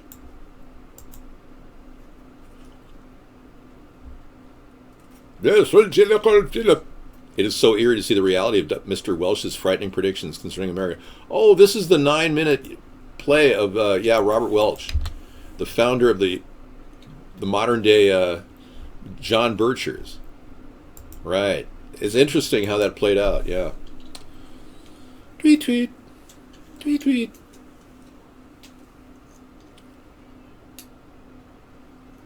Starry, starry night. I feel like listening to some Don McLean tonight in the after show. You don't mind, do you? I'm going to listen to Bye Bye American Pie tonight. We do this after our recorded version. But what is Melania's IQ? Do you have any knowledge of what her IQ is? Oh, come on. Stop ragging on Oma. She's a nice woman. Did that Lifetime special work out okay, Oma? Did you get paid for the documentary? Cool. Oh, I can't play it now. I got to play it at 9:30, 25 minutes away. Clinton has Chinese ties and has been caught taking bribe money from them. Yes, Templeton, good point. The Lincoln bedroom and the Chinese money contorting our... Yeah, we pretty much left ourselves open in trade to a kind of a guy who pushes for more trade value on our part. But, we could easily destabilize relations with China if Trump's plan was to go through. Many years ago, way before Trump started talking about a 30% tariff, I had a 15% tariff, the ecological tariff. And it would be deployed against any nation that didn't meet the environmental and the humanitarian concerns of our policies. And it would be 15%. It would not destabilize business. Walmart would still be able to sell products at a low price, but 15% would be funneled into a fund to clean up the environment and to work on landfill management, which we clearly have to do. It's a serious problem. But a tariff could very well destabilize politics with China, so I'm a little concerned about that. But I'd still support the idea of a 15% ecological tariff. No, I don't think anybody should have to take an IQ test at all. I think IQ tests should be outlawed. No, forget that. Scratch that. I don't think we should make an emphasis on intelligence. We're all very different. Some of you may be autistic and you bump your head up against the wall, but when you get near a keyboard, you play like a virtuoso. A virtuoso. Yeah, there's cases of idiot savants. Are you an idiot savant? Or do we have any idiot savants in here? Okay, the mind-blowing secret behind the numbers 3, 6, and 9 is finally revealed. But before we get into the details, we're going to show you the words, and then we'll assemble them into a sentence. We're going to go backwards on this. I'm ready for my vote, Mike. You've got to vote for me. And don't ever talk about Trump in that way. Trump has already lost the election, man. You just have to accept that. Yeah. Of course you're privileged, Eric. You could never shed the skin of being privileged. Own it, man. Own it, and you do. Good for you, Eric. Eric, seriously, call me on the phone during the show. Talk to me. I won't go online with you. I'll keep it on the private, on the down low. Yeah. I just want to get to know you better. Who knows? I might want you on my cabinet, Eric.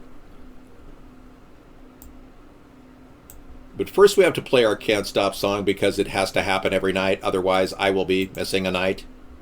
I've missed a few nights on the Can't Stop song. I cannot stop playing Can't Stop. Success. In this instance, failure may be considered success. Thank you. Isn't that true, though? Think about it. In this instance, failure may be considered success. That's how I feel sometimes. We keep going up against a brick wall, the censorship, and we keep making progress. David, my mom is white, my dad is black, and left me. Doesn't help pay. Man, that sucks. You could really use $400 per month. If a U.S. citizen could get that, that'd be great. We can't stop and we won't stop. We're gonna dance all night, bring it on to the sunlight. We can't stop. Let's look at the words. We can't stop. We can't stop. We can't stop and we won't stop. We're gonna dance all night, bring it on to the sunlight. We can't stop. We can't stop. So let's be clear. In this coming election year, please vote for David Sponheim. America's Third Party.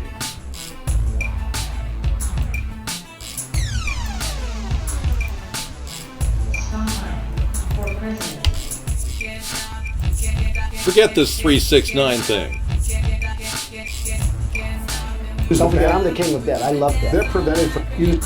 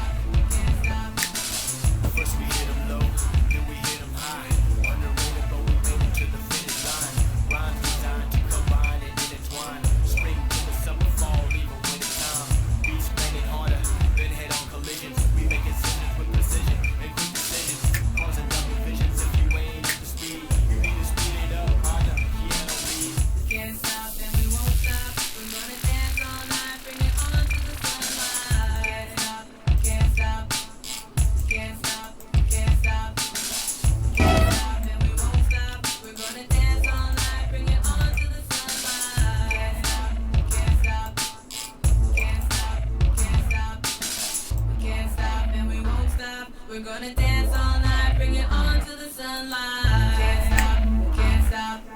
We can't stop. We can't stop. We can't stop. In this coming election year, please vote for David Sponheim.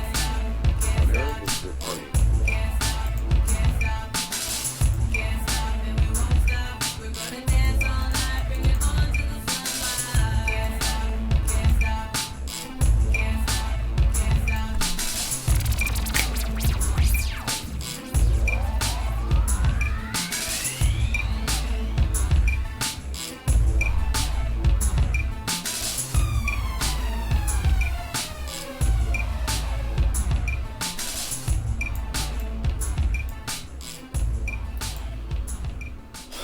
Okay, so we created hybrid capitalism with the goal to create a baseline for everybody in America, and the goal is really now reached its fruition in the form of a $400 per month U.S. adult citizen payment to anybody who wants to qualify for this.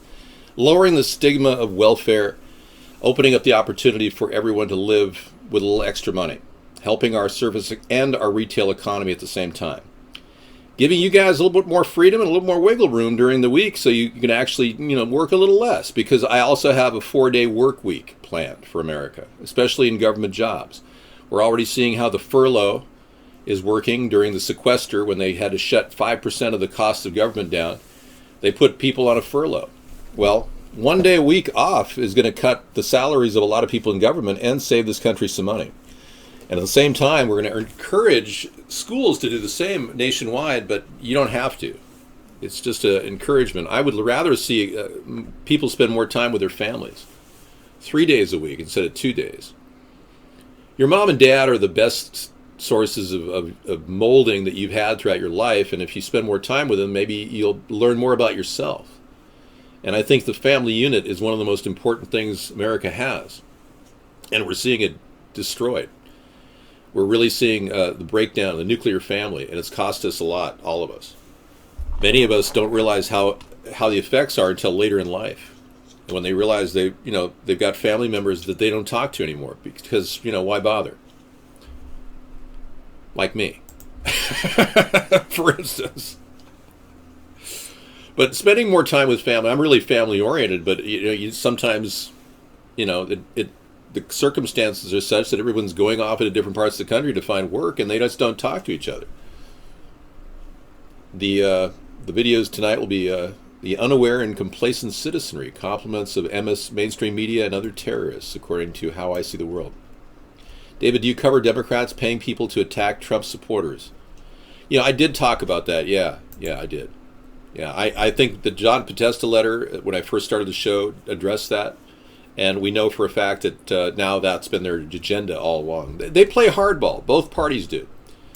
It's been going on for some time. But what's more interesting is Hillary and this doctor that just died. There's just so many things are coming up about how corrupt Hillary and Donald are. The stories about Donald's involvement in the Russian, making deals with Russian mobsters, and it just really makes you wonder. Is Michael Hastings really dead? Oh, that's interesting.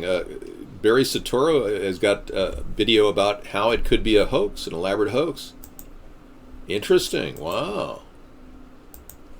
Like I said, I am running, and I'm not going to tell you who I would vote for if I wasn't running, because if you haven't come to the conclusion that you need a third party, like if you're in Oklahoma or Louisiana, you cannot write me in. I urge you to look at the other independent candidates. Jill Stein's an option, seriously. But not Gary Johnson. He's so squirrely, it's weird. No, Project Veretis realized a video a few years ago. Oh, okay. You're like the only sane person, the one left. Yeah, I know the whole world is kind of going that way. I didn't start this. You're going to bed? Okay. Sleep tight. Guess you too. I didn't start this with the intent of becoming like these other people, and I have never become like the other people, because I've virtually been in almost a fishbowl doing the show for the past 8 years, and it's been such a daily thing for me that I feel like I'm almost locked in step with the American people doing a show and interacting with you. Okay, I'm going to recommend you never vote for Jill Stein as well. She's a big mistake. Yeah, she stole the 50% reduction in military that I've been pushing that event for some time. Over 8 years, I've talked about 50% reductions in the military. So the Veretis exposes Hillary. Well, let's just see if this will stick, because like I said, Donald Trump hasn't actually filed a lawsuit against Hillary. When he said that the election process is rigged, prove it. Put your money where your mouth is. You've got a big legal team, Donald. Make a lawsuit. The DNC's waiting for another lawsuit. Every single lawsuit ends up somebody dies, like the case with Sean. And the lawsuit involving Hillary or the DNC and this Sean Lucas died. It's big, breaking news tonight, I know, but again, nothing sticks. You can talk through cows come home, and you'll have an amazing cow in the background eating Roundup, and you'll wonder why.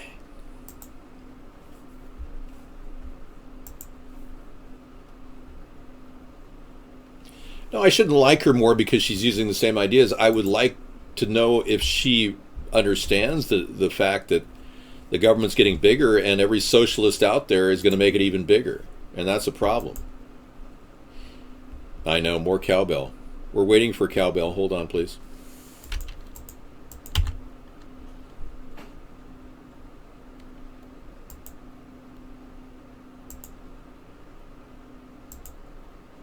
Oh, wow, I'm at 100%. Hold on.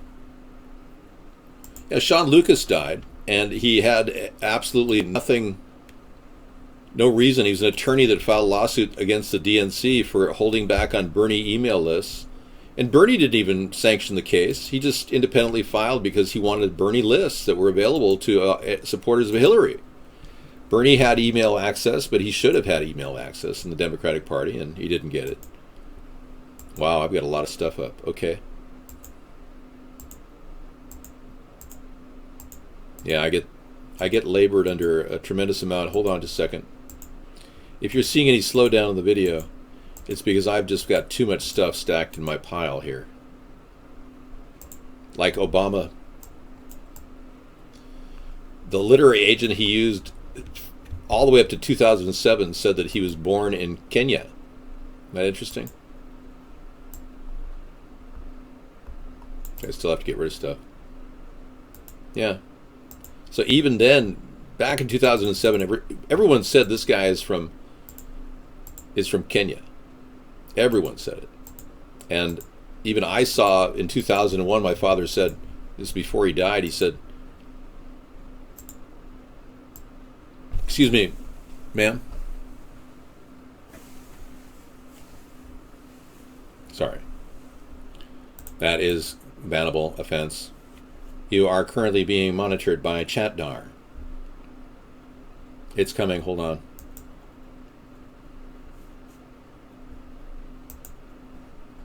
No, my right eyeball is looking good. You are hereby muted. Want proof? Look up Alan Shulkin. Okay, there we go, looking up Alan Shulkin. Hold, please. One moment, please. Hal, close the pod bay doors, Hal. I'm sorry, Dave. I can't do that. Open the pod bay doors, Hal. Okay, Dave. Bye, Dave. Oh, yeah. Alan Shulkin's crazy assertions about voter fraud. Yeah, let's go there. Thank you. Well, that's not true. I don't have a lazy eye. I have been perfectly calibrated. We have cross-checked against all criticism, and my recent calibration was 100%. New York City mayor demands elections official resign over crazy claims of voter fraud. Wow. Here we go, everybody. Alan Shulkin, Commissioner of Board of Elections, New York City. Mayor de Blasio said today that Manhattan Board of Elections Commissioner Alan Shulkin's crazy assertions about voter fraud and the municipal identification program are proof he's not fit for his job, and demanded the commissioner step down immediately. Can you believe that? Yeah, I'm going to play the video in any second here. Hold on. I'm not Bob Barker. You talking about the borough I live? Yeah, that's what I'm talking about, David Nation. Yeah, I mean, I'm not, what are you, talking to you? I'm talking here.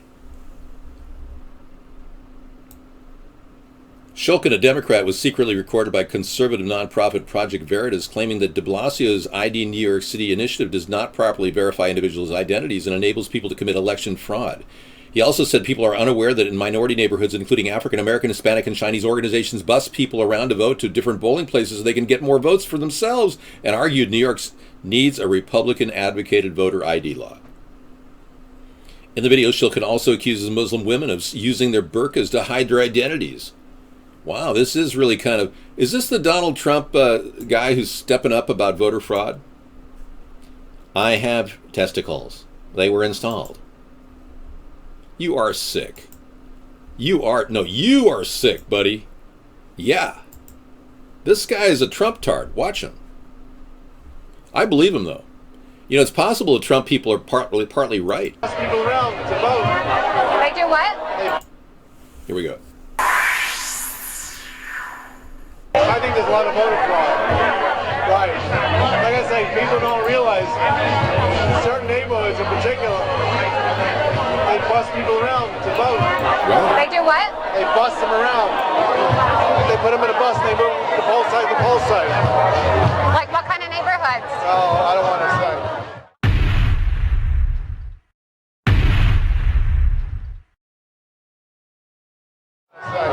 Oh, like minority neighborhoods, like black neighborhoods and Hispanic neighborhoods? And Chinese too. Oh. Why do they do that? Just to get like more votes for Democrats or? Almost themselves. They're all running for office. Oh yeah, for like their. Yep, so Project Veritas has video proof Hillary pays to attack Trump supporters. Yep. Hey, folks, you know, I do look tired, thank you. I've done 4 hours. I started at 5, and I've done 4 and almost 4.5 hours. Folks, anything you hear about me is untrue. In fact, everything you hear about me is untrue if you hear about it on the dark net or from some idiot trolling in our show. How easy is it for a 16-year-old to purchase a gun or a knife? You call a gun shop, according to this person. Okay. Interesting.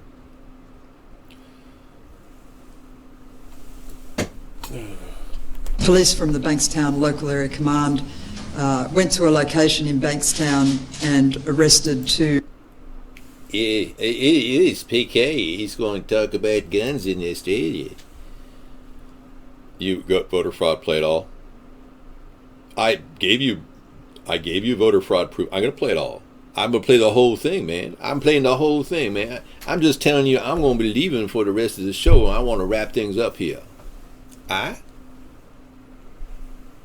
don't have a glass eye. That's ridiculous. Oh, come on. Stop with the harassment.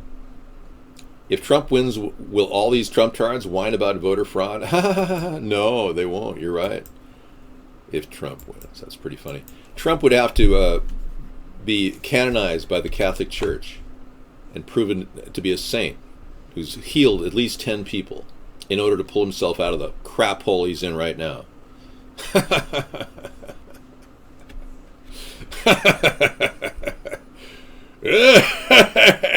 Coming up Halloween, we will be playing the Donald Rump and Carrie Fisher impersonation. I'm going to say Carrie Fisher, but Sarah's going to be playing Princess Leia. And her recent stipulation that she believes, being she's a coke addict. Now, Sarah has never done cocaine. But what I'm saying is Carrie Fisher, who played Princess Leia, now claims that there indeed was a situation where she was that messed up. She had a snort kind of like Trump's. And she said she believes that Trump is definitely on cocaine. Dum, dum, dum, dum. The Carrie Fisher story. So we'll be playing Donald Rump and Carrie Fisher. And I'll probably keep a pile of flour around just in case I want to put my face in it. But no, I'm just kidding. I have no knowledge if Trump has ever done cocaine. I'm not in any way a drug expert. I've never done it. So there you have it.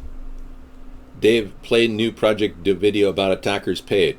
Yes, I will. I will access video immediately.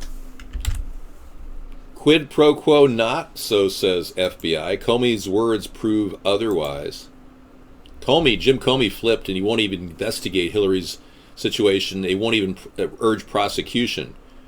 And Professor Doom is going to talk about Jim Comey and his weird greed factor involved in the FBI director's decision not to pursue her.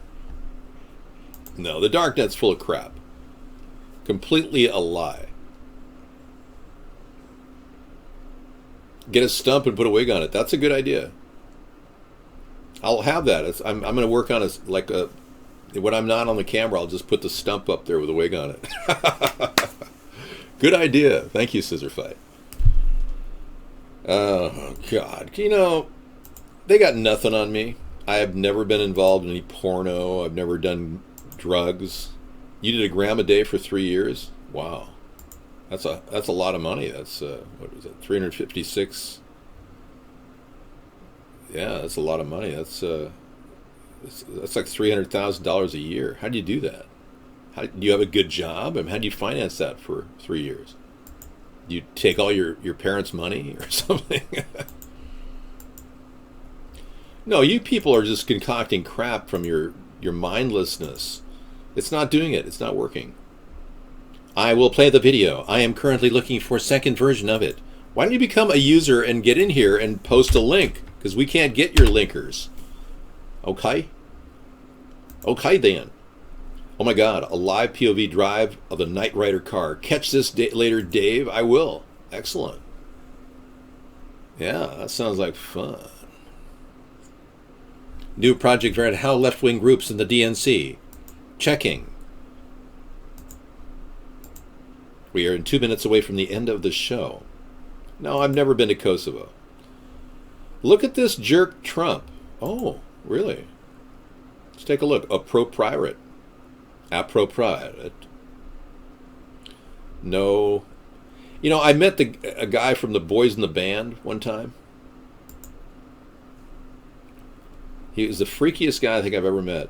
It turns out the guy was an actor. A friend of mine were sitting in a coffee shop that's a landmark in Santa Monica. And this guy from the Boys in the Band came in, which is a movie about gay men. And he was dressed in a dress. It was a full-on tranny. I guess they're not transsexuals, but whatever.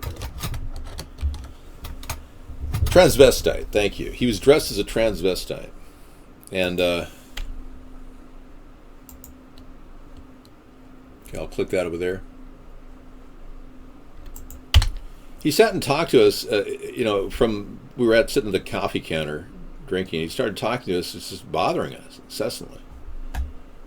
And I'm not sure if he was actually not gay and he was trying out to be gay or something. Because right after that, he did the movie The Boys in the Band. I'll show you who I'm talking about. Yeah, apparently that's not clicking in. I'll go to Project Veritas itself.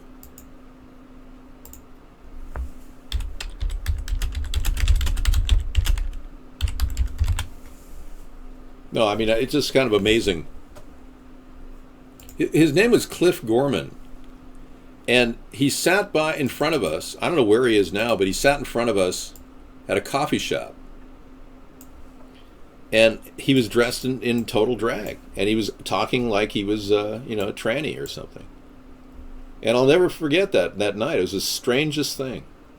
It's like, how could anyone do that? Turns out he was an actor. It's a groundbreaking story. I know, yeah. Well, a lot of you Trump people think everything's groundbreaking because you're sitting on a very fallow ground.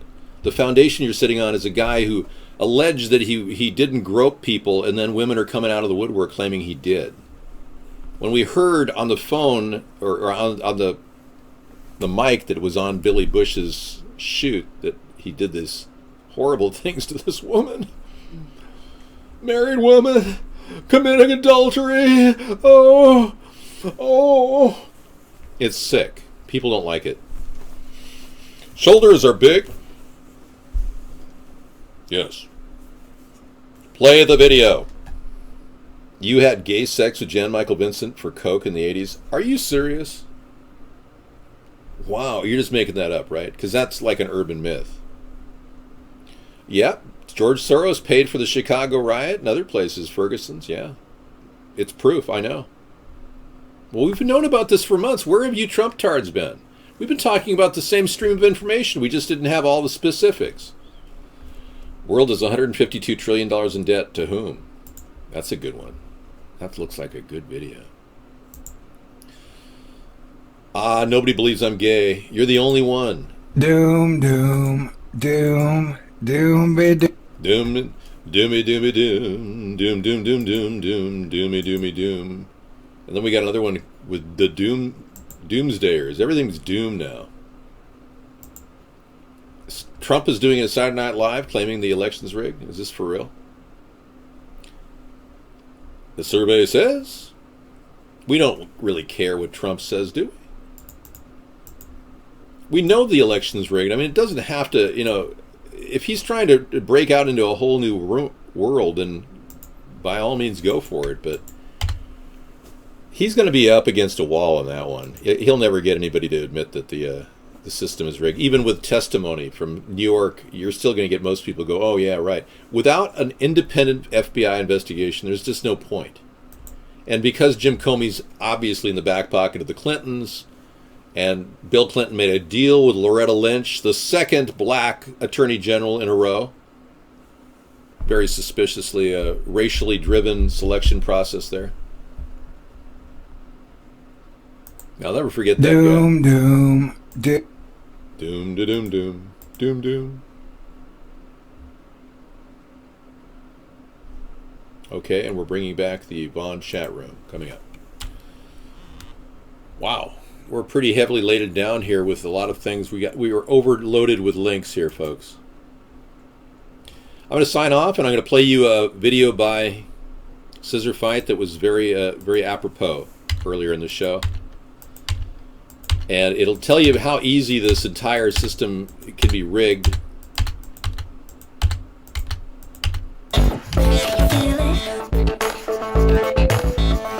We'll see you tomorrow with, thank you, let's start this up. Yeah, we'll see you tomorrow with the Truth Tuesday show, and we'll be talking more about this rigged election. And believe me, I'm not disagreeing with Trump at all in this one. I totally agree. Dave has a turkey neck? I don't have any files from Kosovo. Dave talked like a robot. Okay, thank you so much for coming to our show. It is so nice to have you and interact with David Sponheim. By using voice smoothing technology, I sound very real, and you would hardly guess that I am robotic. I'll play the whole thing, man. It's looking great. Everything's looking good. Yeah. We're just getting streams of information coming at us so fast that I can hardly... I've got like 7 videos lined up for you tonight. It's fabby. Do we need to plan for a future without jobs? And should we resort to universal basic income? I don't know. Do you think we should? Why do you think I'm promoting $400 per month per U.S. citizen? I'm the only presidential candidate doing it. Because I'm ahead of the curve. That's why. Yeah, we saw this coming 8 years ago. We knew that the economy was shrinking and that the service sector and the retail sector were in dire need of help. And a little injection of sorts will help. Now, this is a video that Scissor Fight did to describe the process of voting for all of you who are getting ready to make your little signature on your write-in ballot. Yeah, I don't think I've got a turkey neck, buddy. I think I'm kind of... I don't have a neck.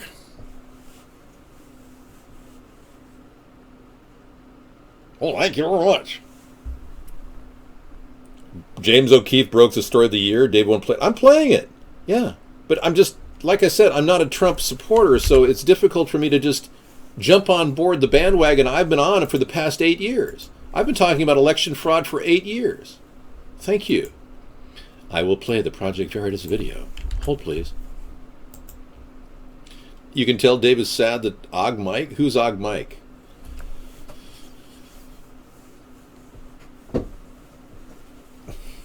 Thank you so much for coming in and enjoying this relaxing experience.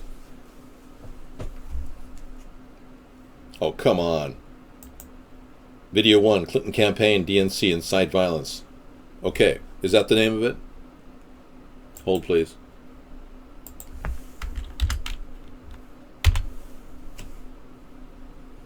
Rigging election. Clinton campaign, coming to you live. Breaking. The Veritas Project. 16 minutes. We're going to kick off the show for all of you Trump-tards. And I'm going to ask all of you Trump-tards to realize that Trump is owned by Russia. Literally. So, recognize that reality, that he does most of his business with Russia. If you really want to be turncoats and treasonous turncoats and turn on your country by voting for Trump, you might as well have just given up the entire nation to Russia. And for all of you Hillary Clintards, I am the bicentennial man. For all of you Hillary Clintards, I want to urge you to realize that she's got a legacy, a dynasty of greed and corruption with her and Bill and the Clinton Foundation, which we can't possibly continue with. It's created it's almost like a bad mark on our country's history. I believe that the Clinton history or the dynasty will be a scar on the face of our recent history. And I think Obama will be a question mark. And I think we're going to have to pull through with a brand new approach to politics that'll bring more of you into this process, because the real loser here is the entire American populace. We are essentially being cut out of politics. We've been alienated. Okay, I'm not going to give play-by-play because I'm leaving in the other room to go Netflix and chill with Sarah, but I will watch it later. I'll play it for you. All right, thanks so much for coming in, everybody. We got a big show, and you've been pretty decent on not threatening my life. I appreciate that, and not making up a lot of lies about me, except for the ones that did lie about everything. Yeah, and I am the only person offering money for every U.S. citizen, so if you really want your vote to mean anything, make it count for you. Give yourself $4,800 a year, because that's what this is. We're going to make that happen for every U.S. adult citizen. Everybody over 18. 18 or over. All right, this has been great. You love me, but you don't love me. Okay, that's good. This is a really, really big show. This has been a really, really big show. Ladies and gentlemen, here is the Project Veritas action exposing election fraud. We'll take a look at it and go from there. This is the story of the year. James O'Keefe did it. Let's watch it. See you later, everybody. Tomorrow's Truth Tuesday. We'll be continuing this ongoing discussion about conspiracies, the possibility of a serious breakdown in our political structure that leads to the two greediest people running for president in a country that's clearly misguided and rudderless. I hope to be the rudder, and the goal is to help the country build jobs and fix this lack of opportunity for average people, which I think is central. Take care. Good night. It doesn't matter what the freaking legal and ethics people say. We need to win this motherfucker. Hillary is aware of all the work that you guys do, I hope. The campaign is fully in it. And then they tell Hillary what's going on. Well, Hillary knows through the chain of command. Yeah. I'm not suggesting we wait around. We need to start this shit right away. Okay. On every one of these fronts. Okay. What I call it is conflict engagement. Mm-hmm. That's your version of reenfranchisement. Conflict engagement in the lines at Trump rallies. We're starting anarchy here. This is part one of our undercover investigation into the dark, backroom dealings of the Hillary Clinton presidential campaign. The culmination of a year-long investigation infiltrating the machine from the bottom all the way to the White House. There are concerns this election will be rigged. What you're about to see will make you uncomfortable and angry. It's graphic, uncensored, and disturbing. Our attorneys say there is strong evidence of criminality, and this is just part one. A lot of pre-union guys, they'll do whatever. Oh yeah. You want. They're rock and roll. So I'm basically Deputy Rapid Response Director for the DNC for all things Trump on the ground. Nobody's really supposed to know about me. You know what I'm saying? We have mentally ill people that we pay to do shit. Make no mistake. This guy named Cesar Vargas is his name. I got a priest to cry on camera once. Brad and Bob and Lux and myself are all part of the old school method where it doesn't matter what the freaking legal and ethics people say. We need to win this motherfucker. So Bob is really good friends with him, and talked to him this afternoon, and they are all in. If we can get 25 grand, they're all in. There is a narrative that supporters at Trump rallies are violent and dangerous, looking to beat up protesters who don't agree with them. But our undercover investigation into the Hillary Clinton Democratic Party machine reveals a very different story. If you're there and you're protesting and you do these actions, you will be attacked at Trump rallies. That's what we know. So that's part of the process of eliciting the reaction. The whole point of it is we know that Trump's people will freak the fuck out. His security team will freak out, and his supporters will lose their shit. This is Scott Fogle. He is the National Field Director for Americans United for Change. He used to work for People for the American Way, an organization funded by George Soros. He also has his own company called the Fogle Group. He is one of the dark operatives for the Clinton campaign. We are contracted directly with the DNC and the campaign, both. Yeah. I am contracted to him, but I answer to the head of special events for the DNC and the head of the special events and political for the campaign.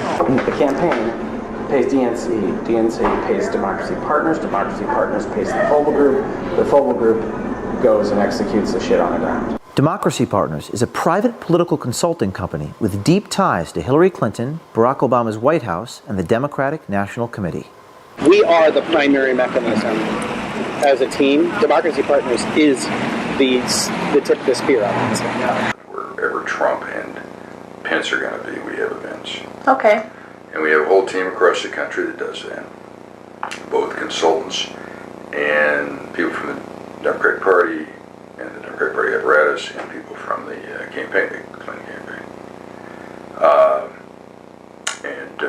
My role with the campaign is to manage all that.